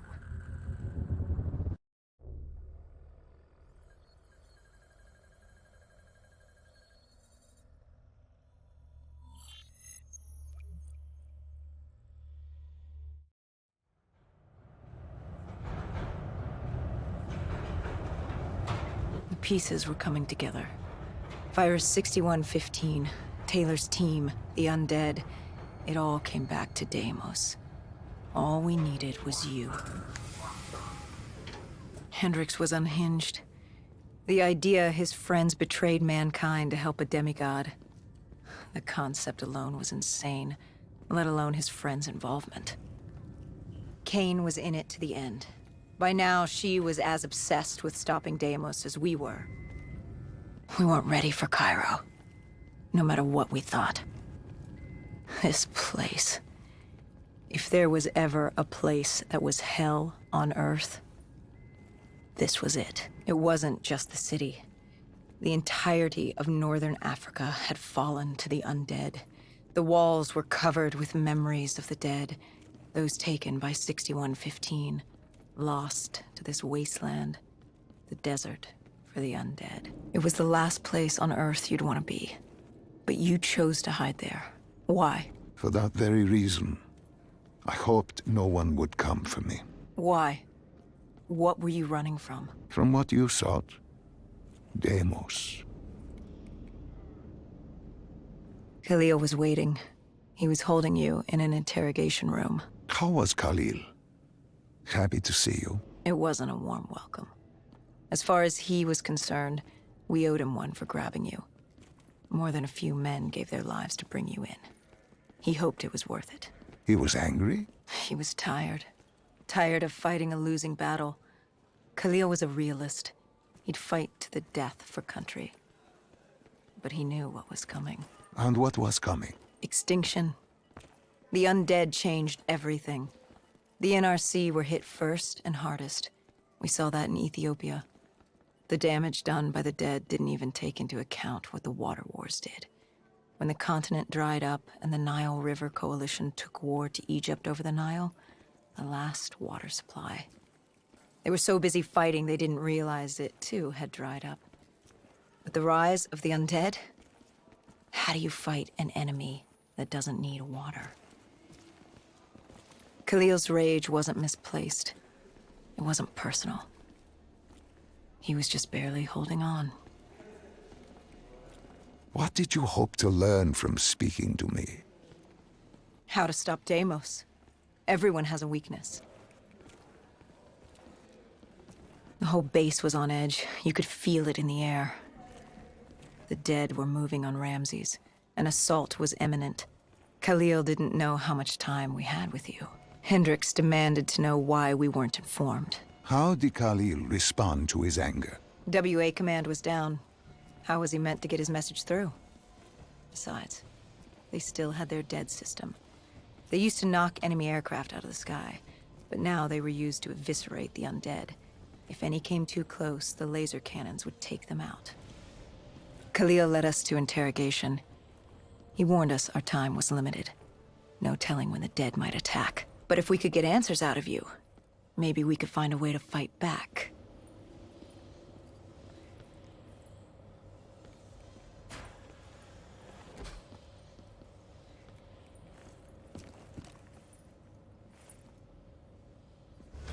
You certainly weren't too happy to see us. You say it like I had a choice in the matter. With no time, we needed you to be willing to talk. The truth serum would make you relax, more willing to divulge. Hendricks told us to take a walk. He asked about Taylor and Deimos. He wanted you to connect the dots. And I told him Deimos controlled them. Your friend Bishop was correct. There was a brain manipulating the undead. It was Deimos. Deimos realized he could access a person's DNA. He could possess them, inhabit them, consume them. He didn't need to turn them.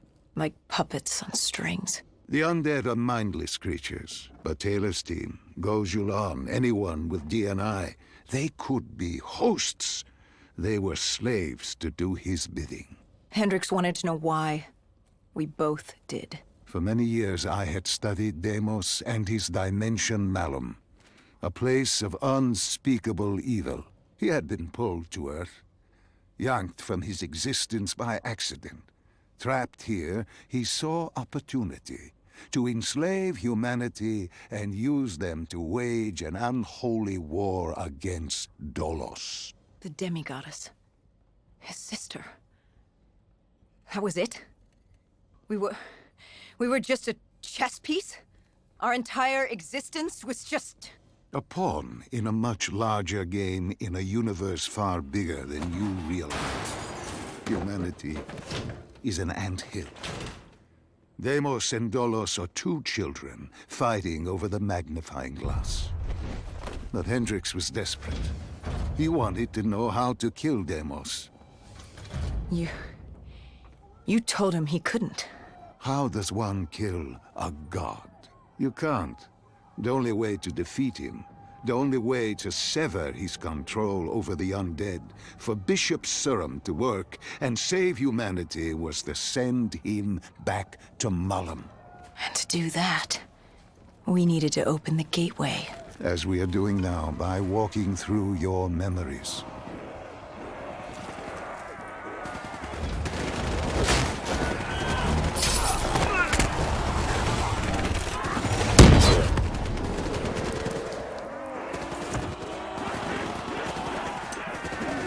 The assault on Ramses was beginning. The base was about to be overrun. We owed Khalil to fade. Time to take this fight. He is dead.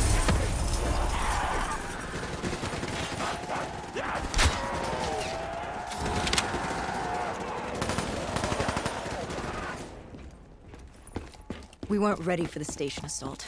I don't know how the dead got in. Maybe an abandoned tunnel, an infected civilian, or maybe the vultures let them through. But at the end of the day, it didn't matter. Egyptian army came over comms. They'd never seen a horde this size move on the station. If we had any chance to stop them, we needed to reinforce the eastern checkpoint, a narrow passageway the dead would need to traverse to reach Ramses.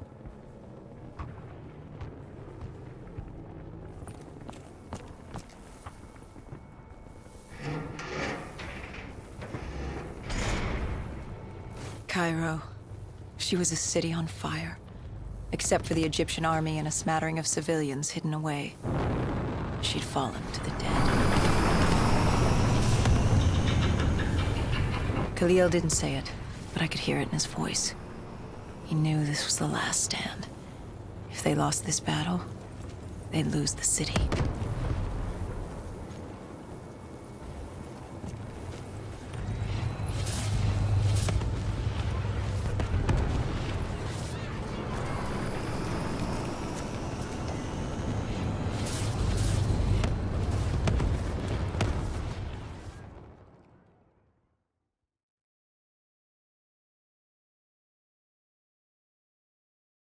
What was Khalil's plan? The undead were moving on the eastern checkpoint. A clear shot at Ramses Station. The Egyptian army had rigged explosives below the street, but there were a few support columns we would need to take out first. We had the spike launcher for that. You talked of his desperation, his total acknowledgement of futility. Yet here he was, staying and fighting. What else was he going to do? If it wasn't today, it was tomorrow, or the day after that. We lost the war. The moment Diaz opened the quarantine zones, the moment Deimos entered our dimension, one way or another, death was coming for us all. But while we still could, we would fight. And right now, we had a checkpoint to defend. It was a simple, straightforward plan. Except... our VTOL was shot out of the sky. The mobile blockade fell early. It wasn't just the undead gunning for us. Cairo was a no-man's land, filled with the undead, rogue robotics, and scavengers. They were all converging on our position. If we were gonna pull this off, we didn't have time to fuck around. I grabbed the spike launcher and told Kane at HQ to locate the support columns for us to blow.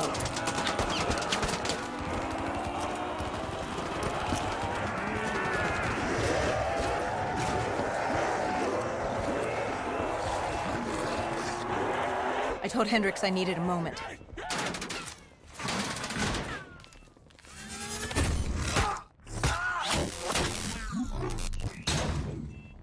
Good thing Hendricks still had our back.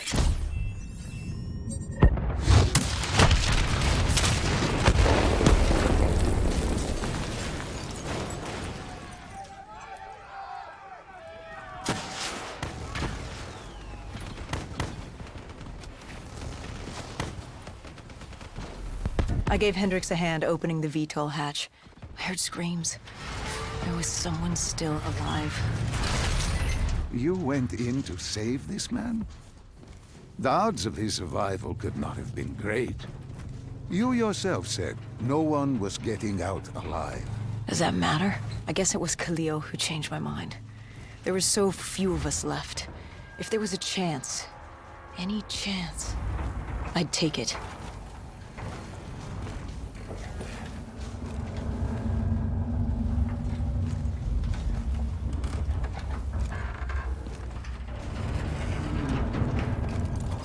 Strange. Even with all odds stacked against you, you tried to help this man. He clung to life without hope, and still you tried to save him. Turns out it didn't matter.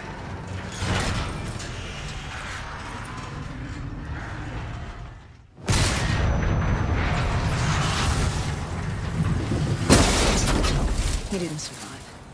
It would only be a matter of time before he turned and joined the Horde. No time to stop and mourn.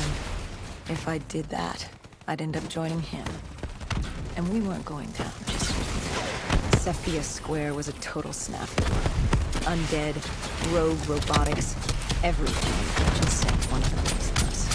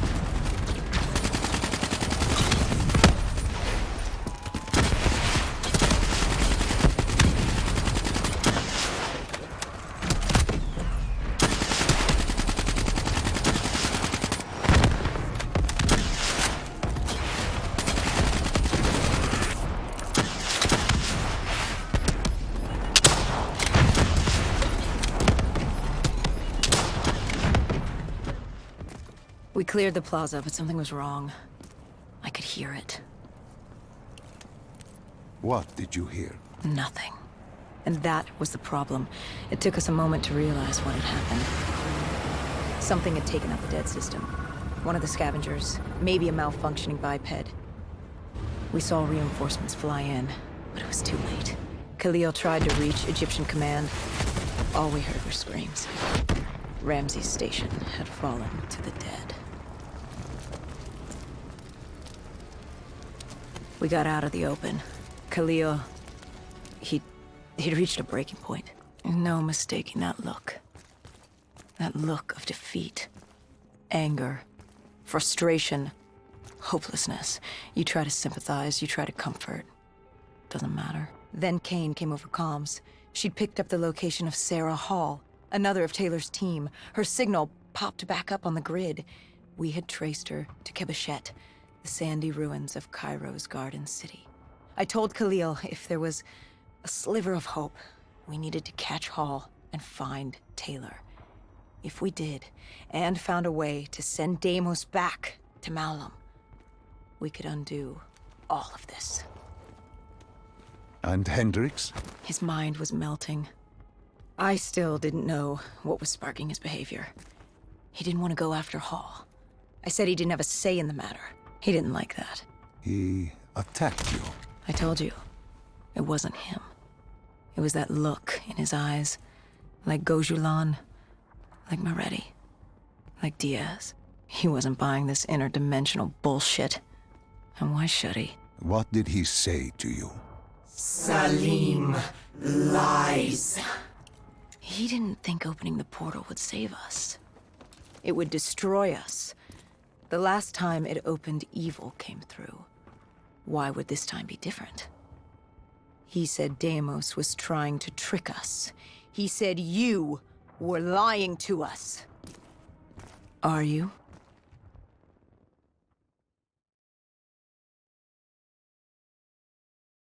This is wrong. This is all wrong. You said opening the gateway would save humanity. It was the only way to defeat Deimos and send him back to Malum. But opening the gateway would let the forces of evil through, allow them to conquer Earth, enslave us. Wait, we didn't meet at Ramsey Station. That didn't happen. You're feeding me false memories. Be careful, my child. Tread lightly, or you are liable to offend me. We contacted Khalil, inquired about you. He said you were dead. You died some time ago. I saw you die. When I was with Hall, inside her mind, she showed me the truth. Who are you really, Doctor?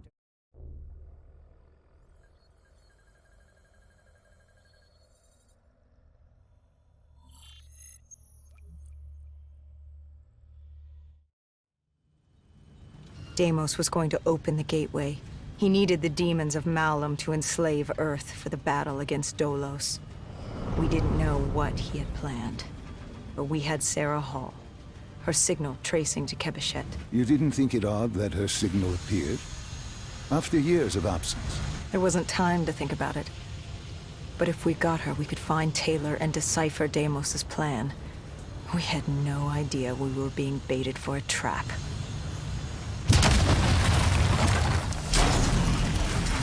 She was waiting. She knew we were coming.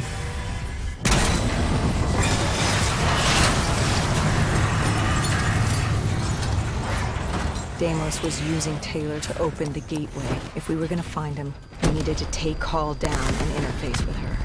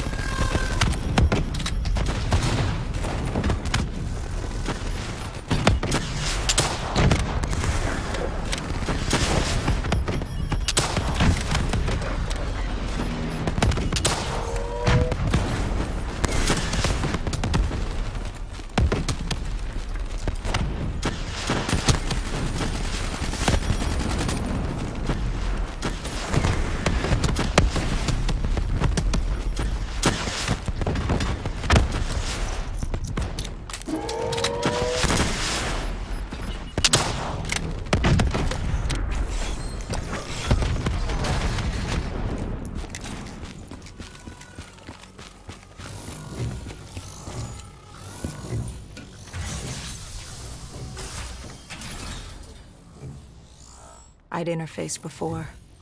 I knew how it worked. It's a memory retrieval, an info dump, a lethal procedure. But this was different. She begged me to do it. Interfacing with someone is opening a portal to their mind, their darkest thoughts and desires. But this was her deep subconscious. This wasn't supposed to happen. Because the deep subconscious is more than that. It is the gateway, the portal, to Malum.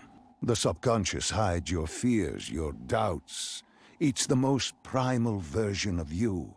It's what you run from. And by running, you persevere in life. But what if you embrace the subconscious? How do you think I opened the gateway? But you said to open the gateway, I had to relive my memories. No. I told you to take me to the start of your journey. The journey into the depths of your fears. You chose to relive your memories. So tell me, what do you fear?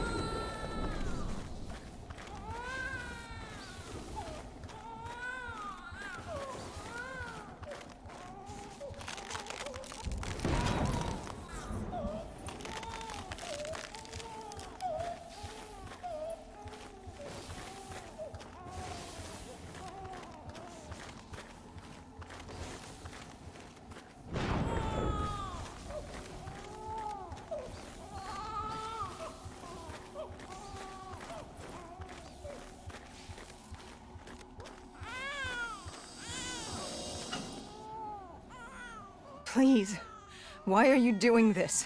Why are you scrambling my mind? Don't make me do this! You don't have a choice. You haven't had one since you picked up that child. Since you embraced Sarah's fear.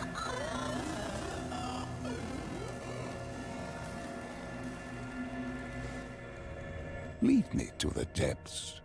What did Sarah want you to see? Project Corvus, 2060. The day of the Coalescence disaster. Sarah could feel Deimos coursing through her veins, her mind, the fabrics of her soul. He knew everything about her, and she knew everything about him. She learned the disaster wasn't an accident. But that means... Well, I did what had to be done.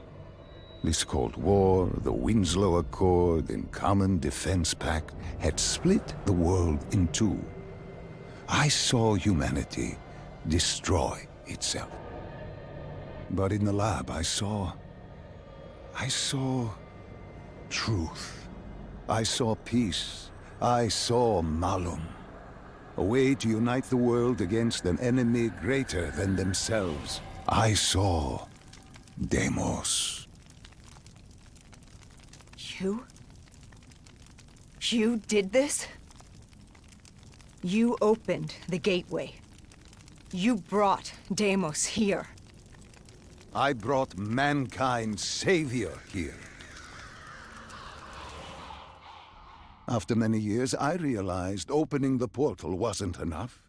With Deimos trapped in the server room, man had not yielded as I had hoped. I had to incentivize progress. You created the disturbance that sent Taylor's team there? His undead servants could only do so much. Humans with D&I, Deimos could use them to walk the earth.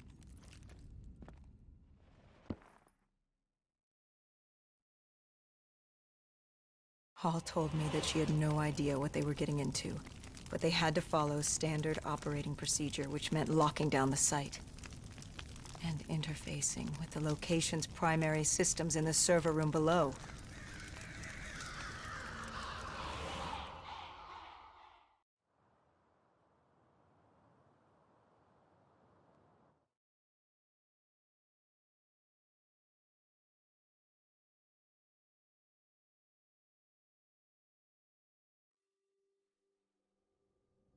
We were built to be invincible.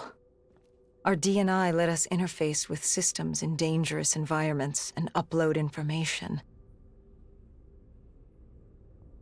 We created the very opportunity for Deimos to leave the server room.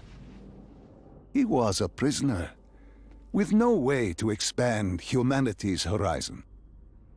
We were vehicles for his transportation. That makes it sound so cold. This is for the good of humanity.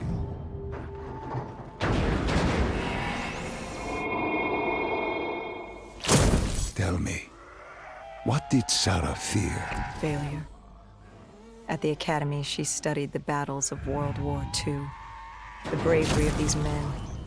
She feared she could never match their heroism. She feared she didn't have real courage. She ran from it. She had nightmares of Bastogne. As she entered her subconscious, she gave into fear, let it pull her away. I followed her. Deep within her mind, there had to be a way to save her.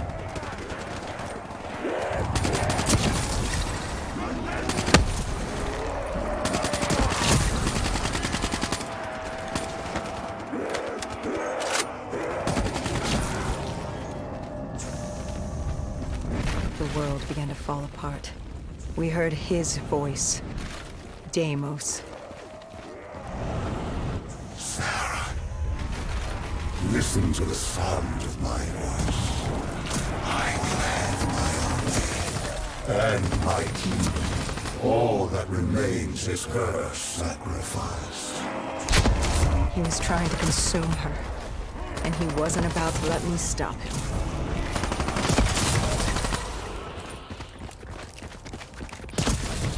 Her mind was fracturing, stretched between our dimension and his. She warned me to turn back, to let Deimos take her. I told her I'd stay with her. I'd see it to the end. I asked her what happened after coalescence. You were deep within her subconscious, at the threshold of another dimension. You seemed to embrace the journey. You think I wasn't scared? I was terrified. There was no way to make up for what I had done, but I had to try.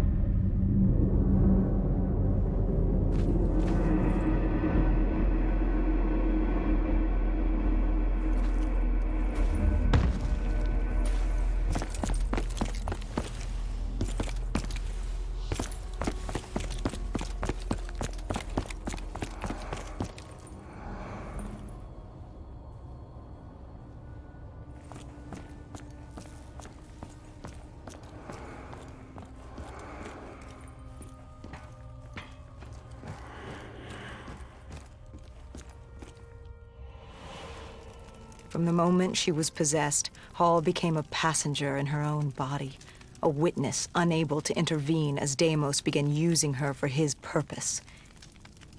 He wanted them to go to the Black Station. He wanted to find you, to meet the man who'd given him his freedom.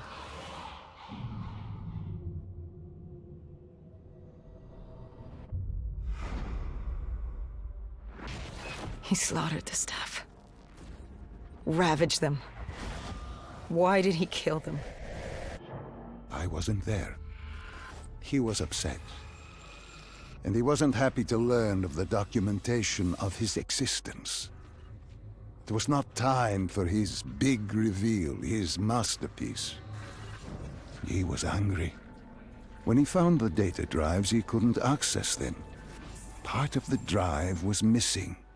He couldn't purge the information as he hoped. The piece Hendricks and I recovered from the docks. Someone had hidden them from him. Someone knew he would come. Someone was trying to stop him. Deimos didn't want Sarah divulging his secrets to us either. He ripped us from that memory.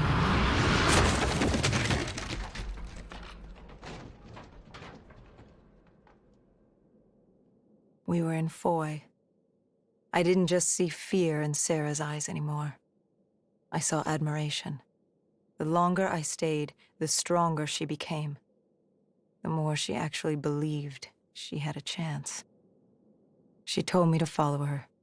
There was something she wanted me to see. Something she wanted to tell me.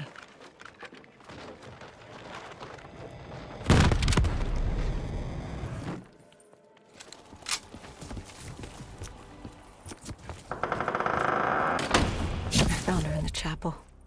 I tried to approach her, but Deimos had other ideas. He was desperate to separate us and evict me from her mind. He wanted her, and I was getting in his way.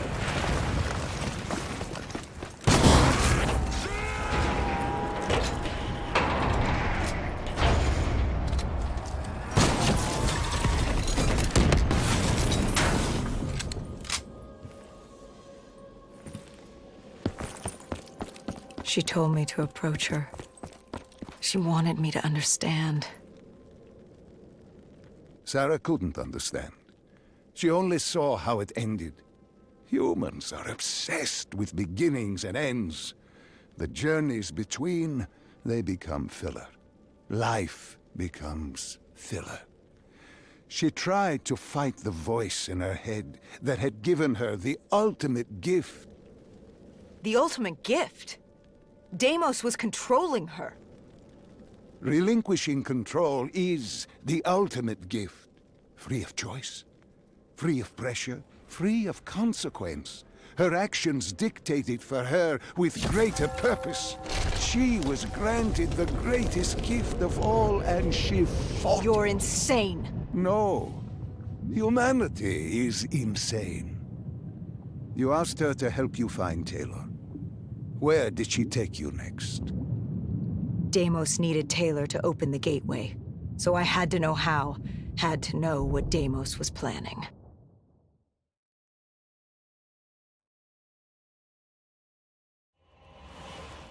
The aquifers. Sarah told me this was their fortress in the sand, their FOB for years.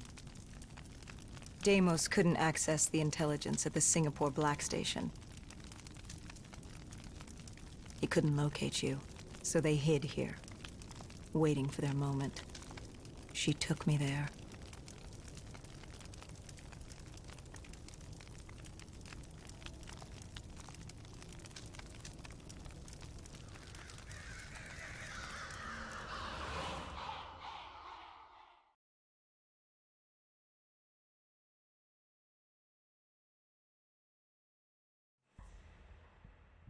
There's something I don't get.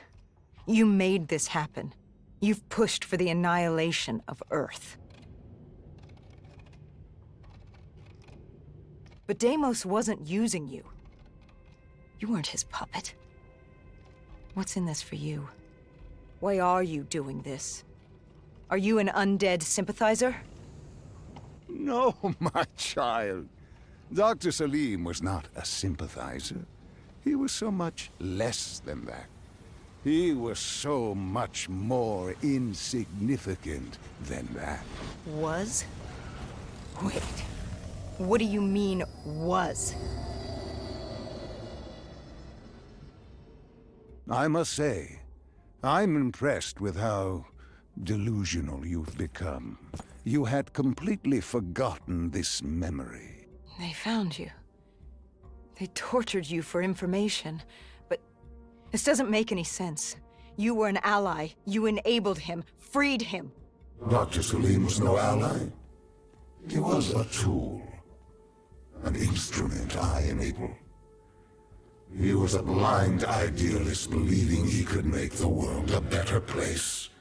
That I could save humanity, that he could save humanity. He thought I'd found him to thank him. Me, a god, thank a mortal.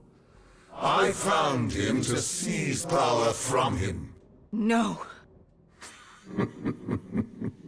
Even now you still hide from the truth. Corvus had been destroyed in Singapore. I needed it to open the gateway. That was why I had kept Salim alive. He worked with a colleague, Kruger, and they built me a new Corvus at Coalescence headquarters in Zurich. One which I could use to open the gateway. So I had no further need for the doctor. She knew what was coming. All that remained was her sacrifice. For her to join my ranks and eternal damnation under my command. I am humanity's salvation. A savior giving purpose to a lost species that deserves far less. I am dead. Deimos. The tree. I've seen it before. The entrance to Malum. Tell me, what do you fear? You don't fear the undead. You've thrown yourself against insurmountable odds as if you had a death wish. As if you were trying to escape. Is it failure? Is it life? No. You fear your mistakes, your past. Your greatest fear is the memory that haunts you. You awaited her sacrifice. She wanted me to stop you. She wanted me to end it. To deny you her offering.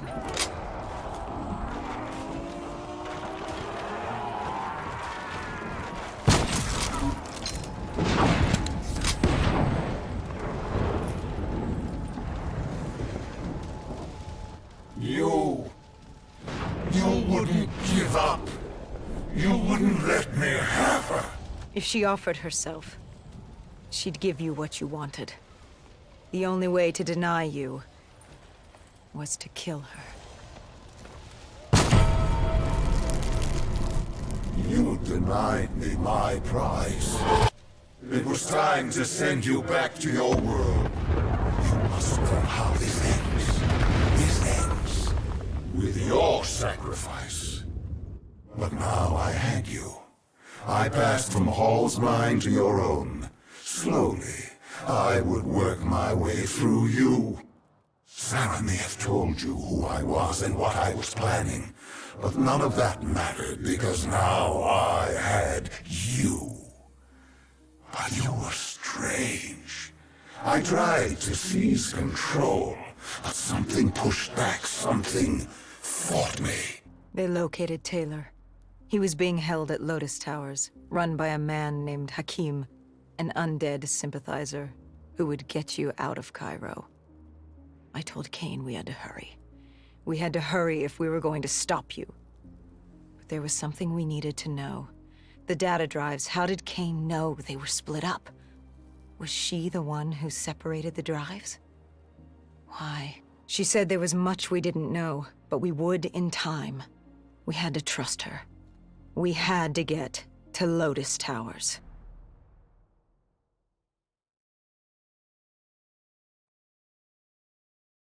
You know how this ends. You're like the rest of them. Diaz, Moretti, Hall, Taylor. I flow through your veins, slowly grasping control. But you're stronger than I anticipated. Your resistance is greater. But this only makes you all the better for my needs. Lotus Towers. What happened there? You think I'll help you? After all this? What real choice do you have in the matter? You're the pawn in my game. I'm not about to hand over humanity, but I'll humor you. Fine. Let's talk about Lotus Towers.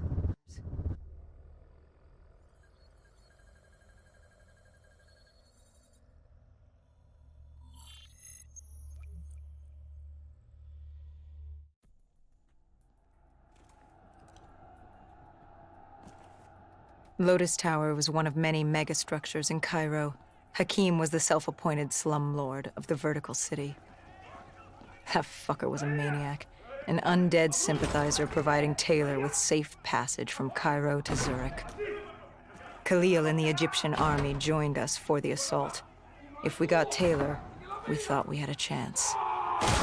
We took out Hakim's men.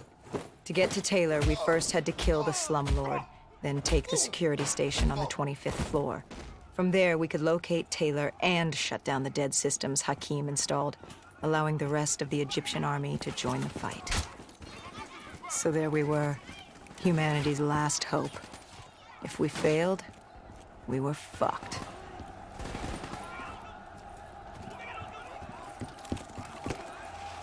Do as he asks. Give Deimos what he wants. Trust me. It's all going to be okay. Remember the truth.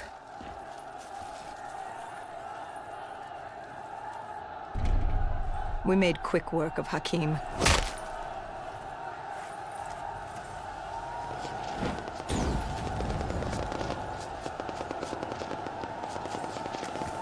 Khalil spoke to the people.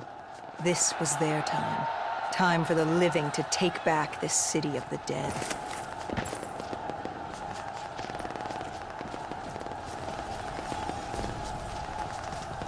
Once we took the security station and killed the dead system, Cairo air support could move in. Maybe we'd have a chance. Or at least give the people a chance.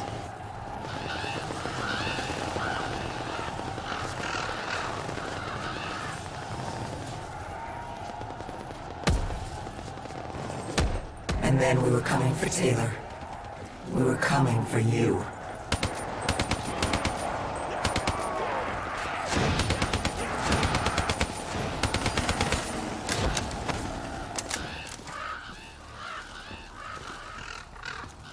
The security station had gone under lockdown.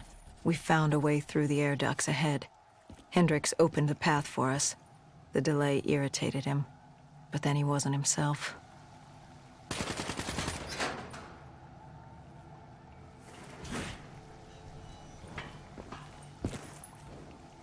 I wonder, how did you not know what happened to him? Did you just not see it? Were you so blinded by blissful ignorance?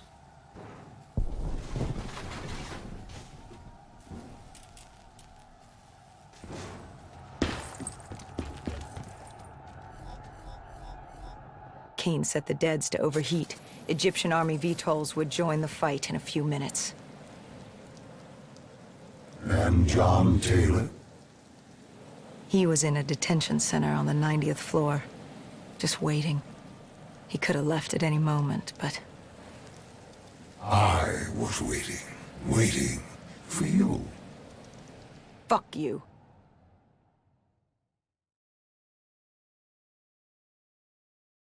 What was it? I must know. What was in your mind that refused to fall in rank like your friends had? Even now I am without answers. Even the all-powerful and all-knowing are neither all-powerful or all-knowing. Do you know who I am? Can you comprehend what I have seen? Millions of timelines, universes where the coalescence disaster never happens, ones where it occurs, but instead of opening the gateway, it gives birth to a new life form. And that's just Earth, let alone the rest of the universe. The very notion that I can achieve such greatness and not control a mortal is insulting.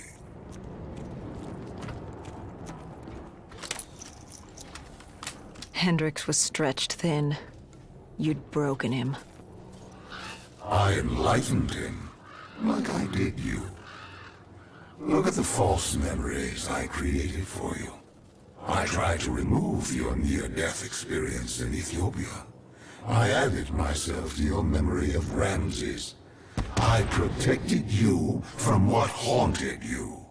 I wanted to make you understand my motive. Right. This war with your sister, Dolos? What's it say about you that the only way you can defeat her is by enslaving Bacchus? Don't you dare mock me.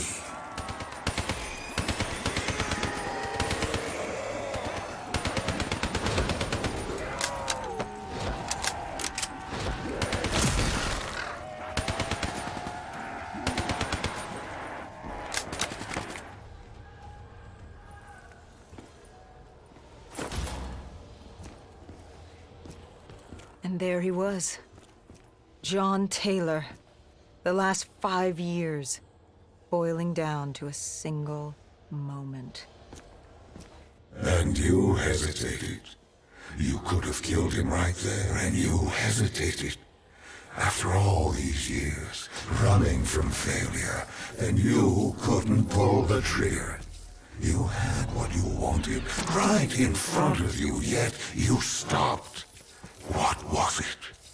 Why stop now when you were so close? Was it compassion? Regret? No. It was Hendricks.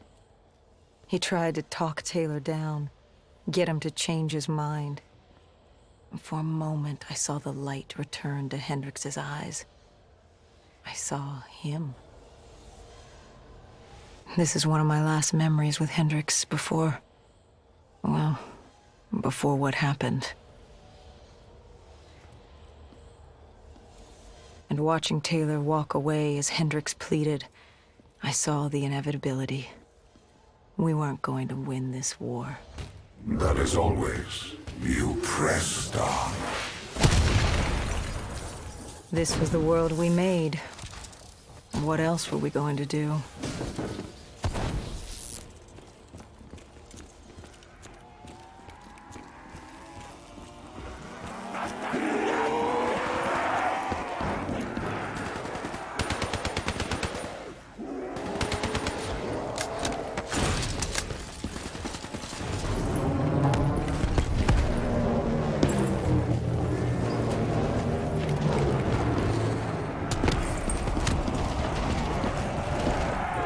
Taylor was gunning for Tower 2. The NRC built an airfield on the roof. It was his way out of Cairo. The Egyptian army moved in to offer support as we moved across the sky bridge.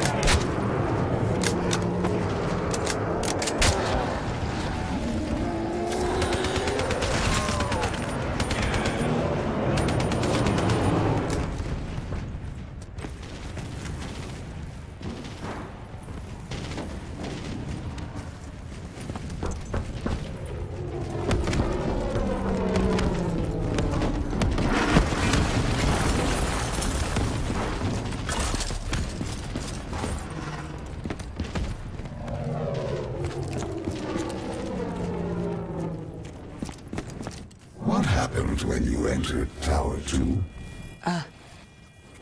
Another malfunction. My DNI.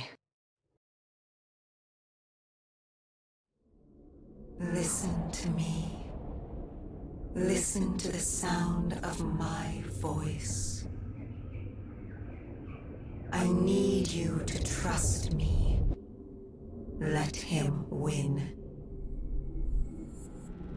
The only way to defeat Deimos is to let him win.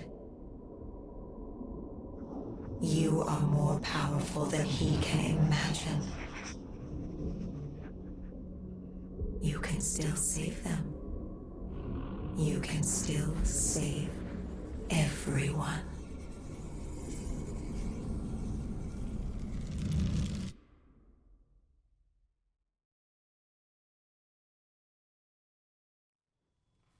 Hendricks snapped us out of it. Tower 2 was an inferno, an abandoned robot factory crawling with malfunctioning robotics and the undead. We had to move.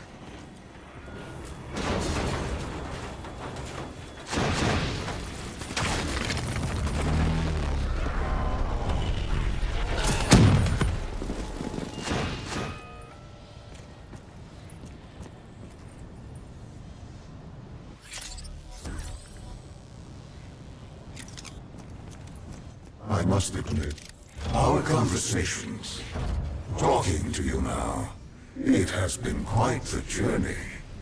Even now you still resist submission. I don't think I've ever met a human like you. You certainly are unique. You really gave humanity a fighting chance. By this time you knew I was baiting you, waiting for you. I had no need for Hendricks. He wasn't interesting. I wanted you. I gave him something to keep him busy. You came after me. What's it like? Looking at him for one last time. One moment he's with you. The next. We know what happens next. I was leaving Cairo. It was time to move on. But still I lingered. Right then you had my full attention. Your resistance, your unwillingness to yield hope.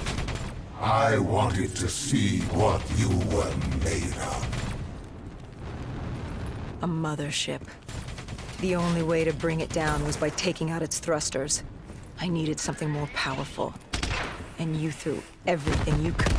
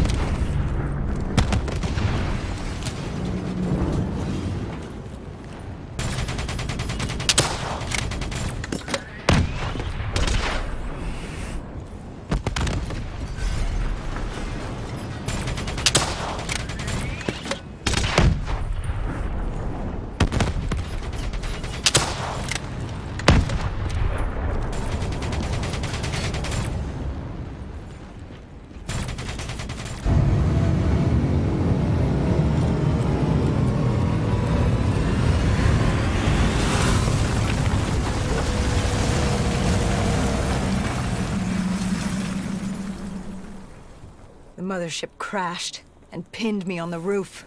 I was stuck. Trapped. I called out, but there was no one there. I'd gotten over my curiosity, and now you were just a nuisance. I no longer needed my distraction. It was time to rid the world of you. And Taylor was just the vehicle to carry out my plan. You raised your hand. Tried to stop him, tried to reason with him. But something happened. A change. He changed.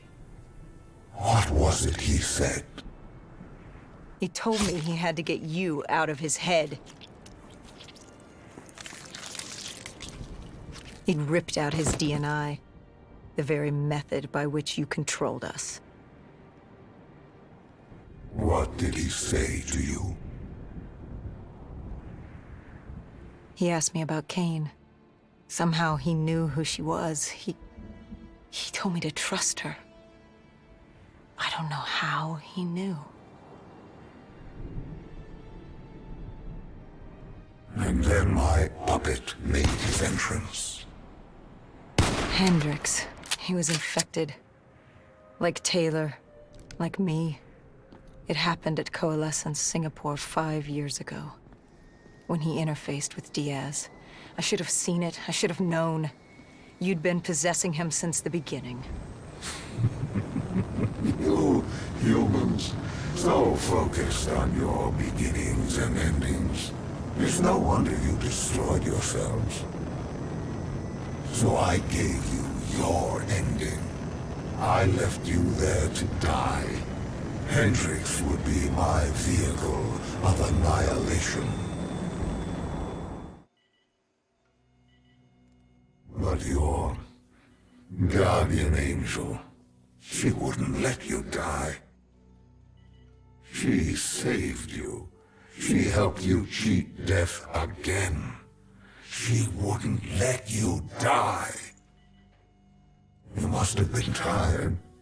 Tired of fighting, of running, of living. What's it like to escape death when it's all you desire? What did she have to say to you? Do as he asks. Give Deimos what he wants. Trust me. It's all going to be okay. That we were going to Zurich. To stop Hendricks. To stop you. To end it. Humanity has outstayed its welcome. The dead shall inherit the earth. I shall have my army to defeat Donos. Malum shall be mine, and all that remains is your sacrifice, an offering of blood. Follow your path. Relive your final moments and change your fate to a far greater one.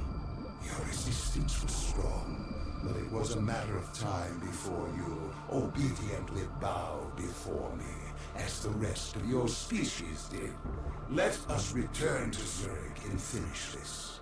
I will have my war, and you will bear witness to the end of man.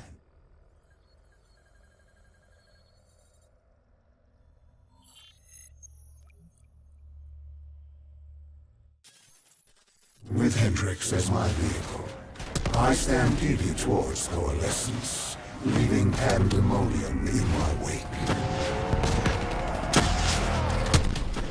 Zurich was one of the few remaining standing cities. With control over my undead army and the city's robotic security force, I decimated it in hours.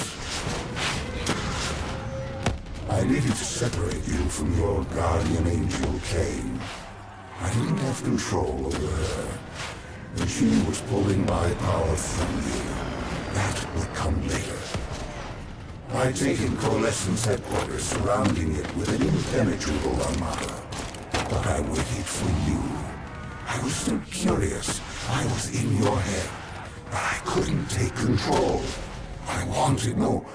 I needed to know how before I opened the gateway. But before that, you had to get through my undead army.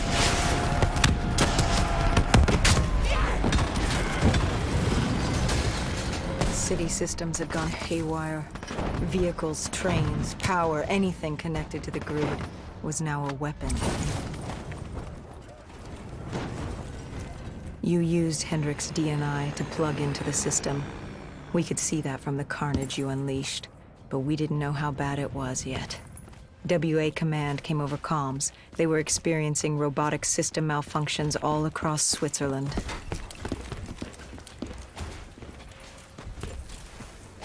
And you built yourself a wall of robotics blocking us from Coalescence.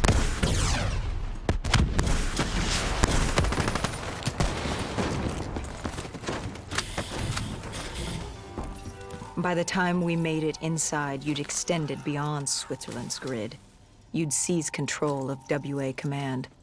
All remaining robotics protecting the world from the undead were now only loyal to you. You'd done it. It was the beginning of the end of mankind. All that stood between you and domination were the two women in that lobby. And soon that too would be dealt with accordingly.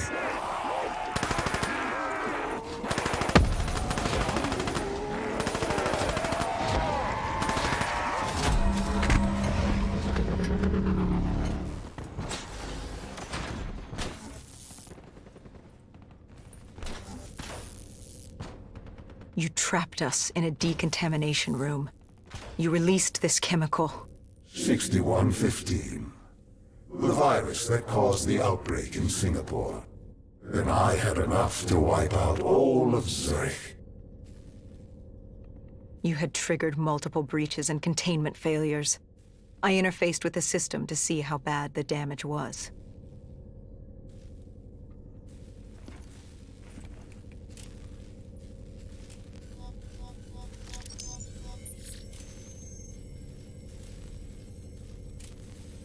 And Kane acted as I predicted.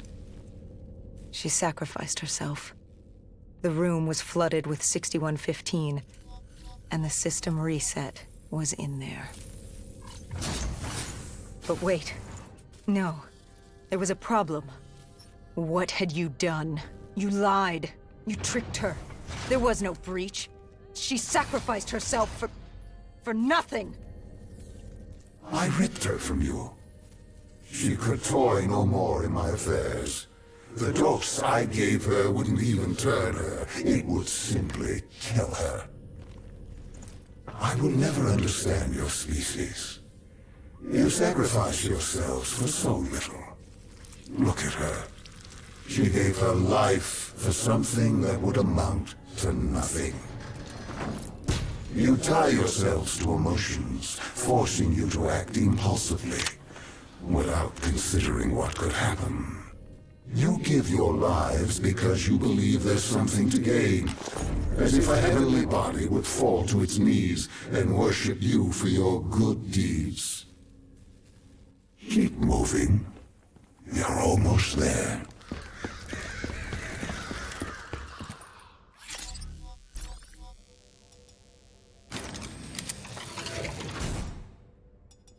Do you remember this place? What happened here? You found Kruger. The one who rebuilt Project Corvus.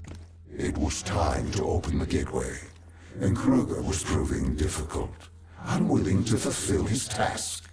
But he was equipped with DNI like yours. There were easier ways I could persuade him. I could become him. I couldn't let you.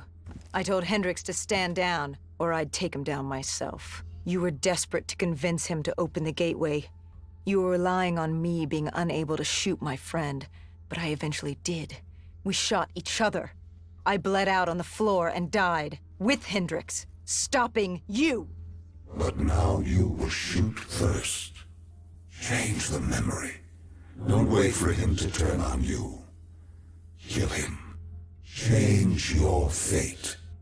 Let him win. Everything will be all right. Good. Now sacrifice yourself. Open the gateway. Do as he asks. Let him think he's won. Offer yourself to him. Wait. What? Where am I? What is this place? Hendricks? What are you doing here? Where are we? What the hell's going on? I can't hear you. What are you saying? Why can't I hear you? Humans have no voice in this place, and how could they? But as it happens, this is not Hendricks, merely a reflection of your consciousness. It's how our realm manifests itself to mortals. How is this possible? What did you do? Deimos? What's happening? Why don't you ask your friend? Maybe Hendricks can explain it. He won't speak. He can't speak. Of course not. Of course the mortal cannot speak. Their voice is meaningless and insignificant. Why would we cater to their wants and wills when they shouldn't be here? Where is here? Like you don't know. Now you choose to play dumb with me. Do you even know what you've done? Where is Kruger?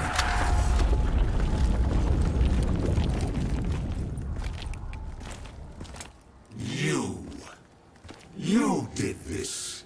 You made this happen. Answer me, what did you do? And yet, we have another voiceless mortal. I can do little with you. I should not be here. This wasn't the plan. I was to open the gateway, not pass through it. And still you can't speak. You move your mouth like a child, but you do not speak. I am Deimos, demigod of dread and terror, and you will not speak! Look at him, angry at his circumstances, in his attempts to be heard. But it's curious. How can you speak? You're mortal. Or at least so you would have me believe. Deimos, I don't know what you think's happening. Enough! In time, I'm sure it will become clear, but now I leave you to die.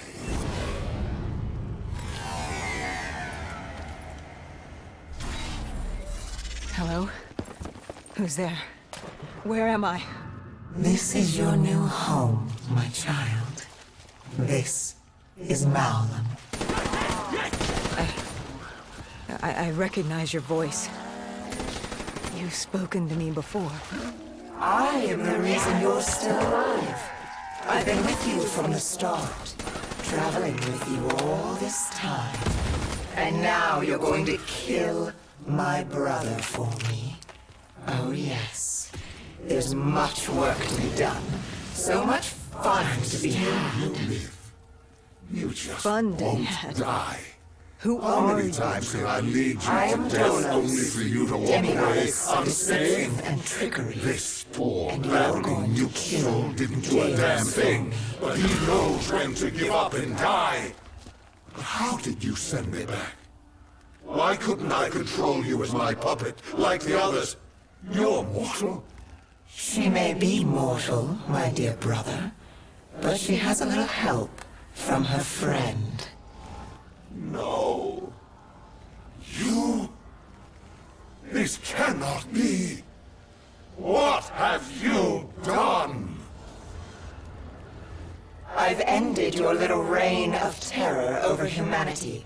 The time of the dead is over. No. No! No! No! But Deimos, I thought you'd be happy. I've brought you back home where you belong. I must be confused. I thought that's what you wanted. Humanity was mine to rule. They were mine to destroy. Humanity will destroy itself in time.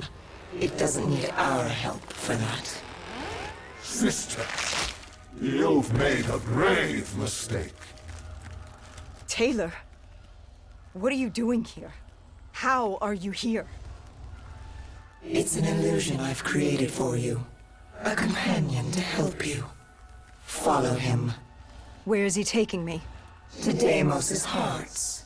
To destroy him, you must first destroy his hearts. Deimos? Dolos? Taylor? Is anyone there? Dolos. I recognize these buildings. Why does this place look so strange, yet so familiar? Malum is a realm beyond conceptual space and time. It manifests as a reflection of the individual. This is your Malum. Follow Taylor. He'll take you to the heart.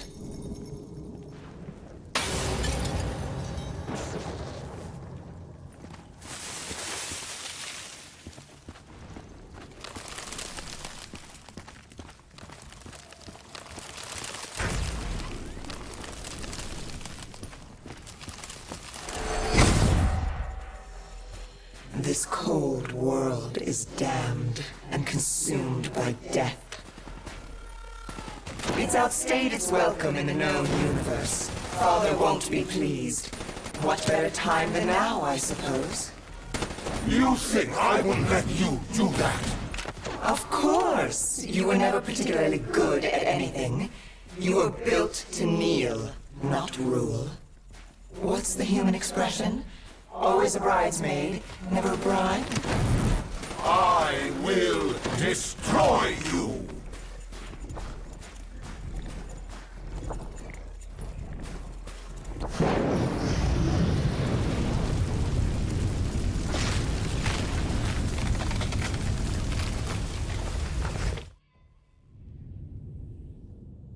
I arrived on Earth with my brother.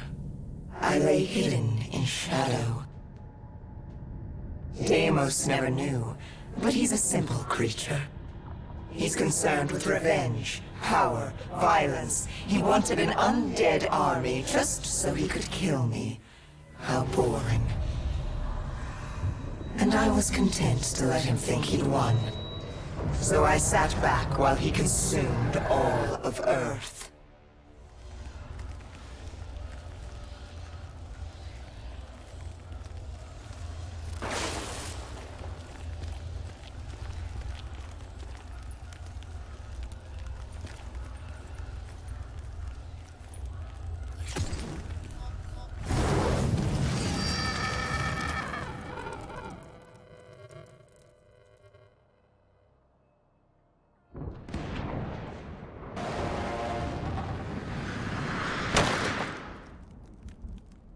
You realize the futility of your actions? A human cannot kill a god. But she's no ordinary human. Wherever she goes, I follow. I'm in her head, a part of her. How could you have known my plan? Because it was my plan. I watched her in coalescence, saved her in the aquifers, guided her through battle. This entire time, you've played into my... It's a pity she won't live to see me kill you.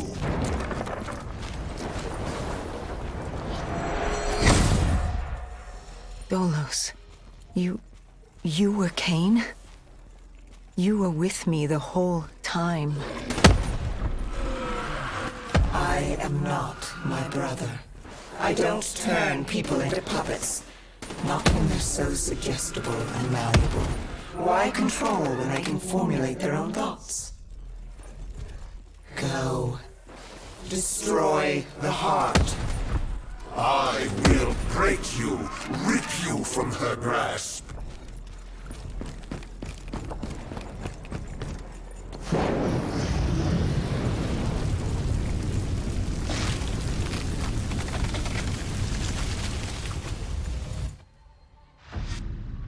Taylor found us easily. All it took was for the doctor to create the disturbance. And Deimos thought he'd manipulated Salim. I had my fun watching my brother play with his toys, but I was bored. It was time to go home. You let him destroy humanity. Oh, relax. Humanity will be just fine. Without Deimos, Bishop's cure will work. Humanity will return to its boring, uninteresting self. Don't you worry your little head.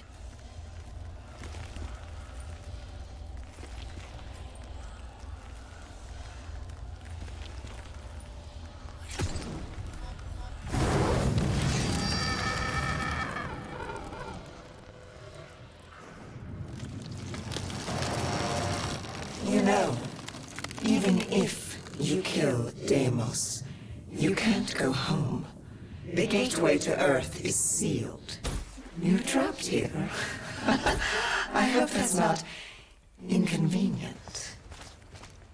If killing that fucker means damnation here, I'll take it. Oh, I think you and I are going to get along just fine.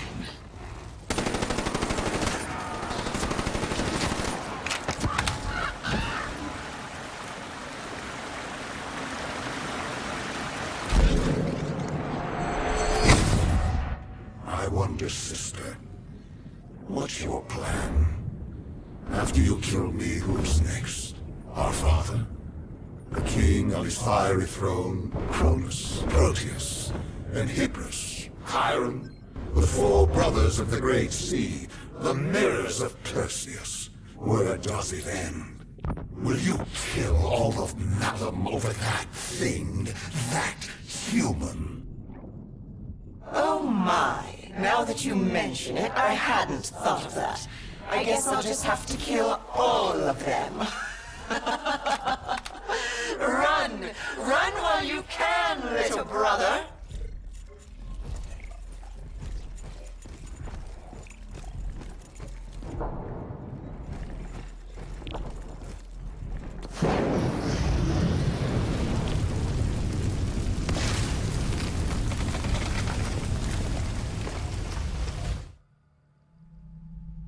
Deimos did exactly as I had hoped. I knew, given the chance, he'd turn all of humanity into his army. Only then could I take him home. But to open the gateway, he needed a human sacrifice. Just as the test subjects were sacrificed to open the gateway in coalescence. A blood offering.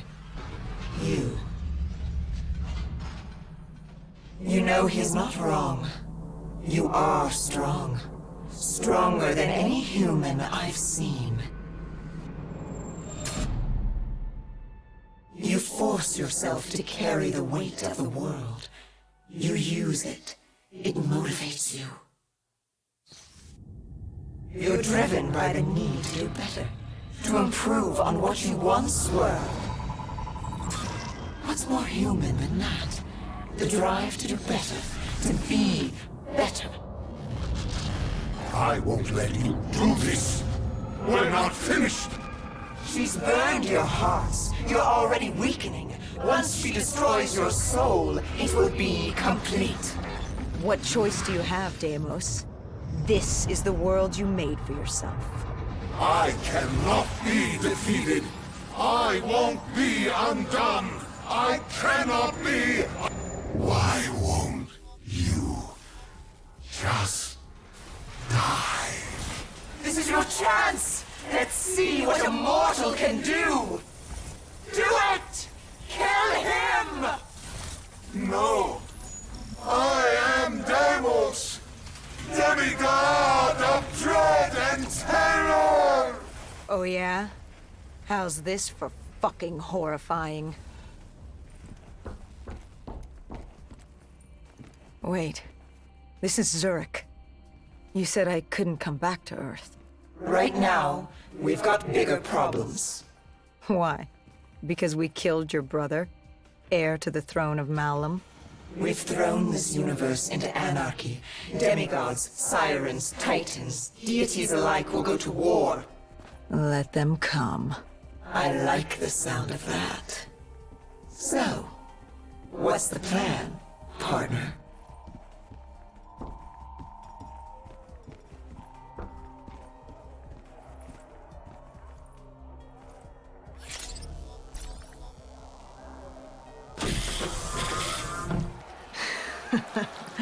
We kill every last one of these motherfuckers.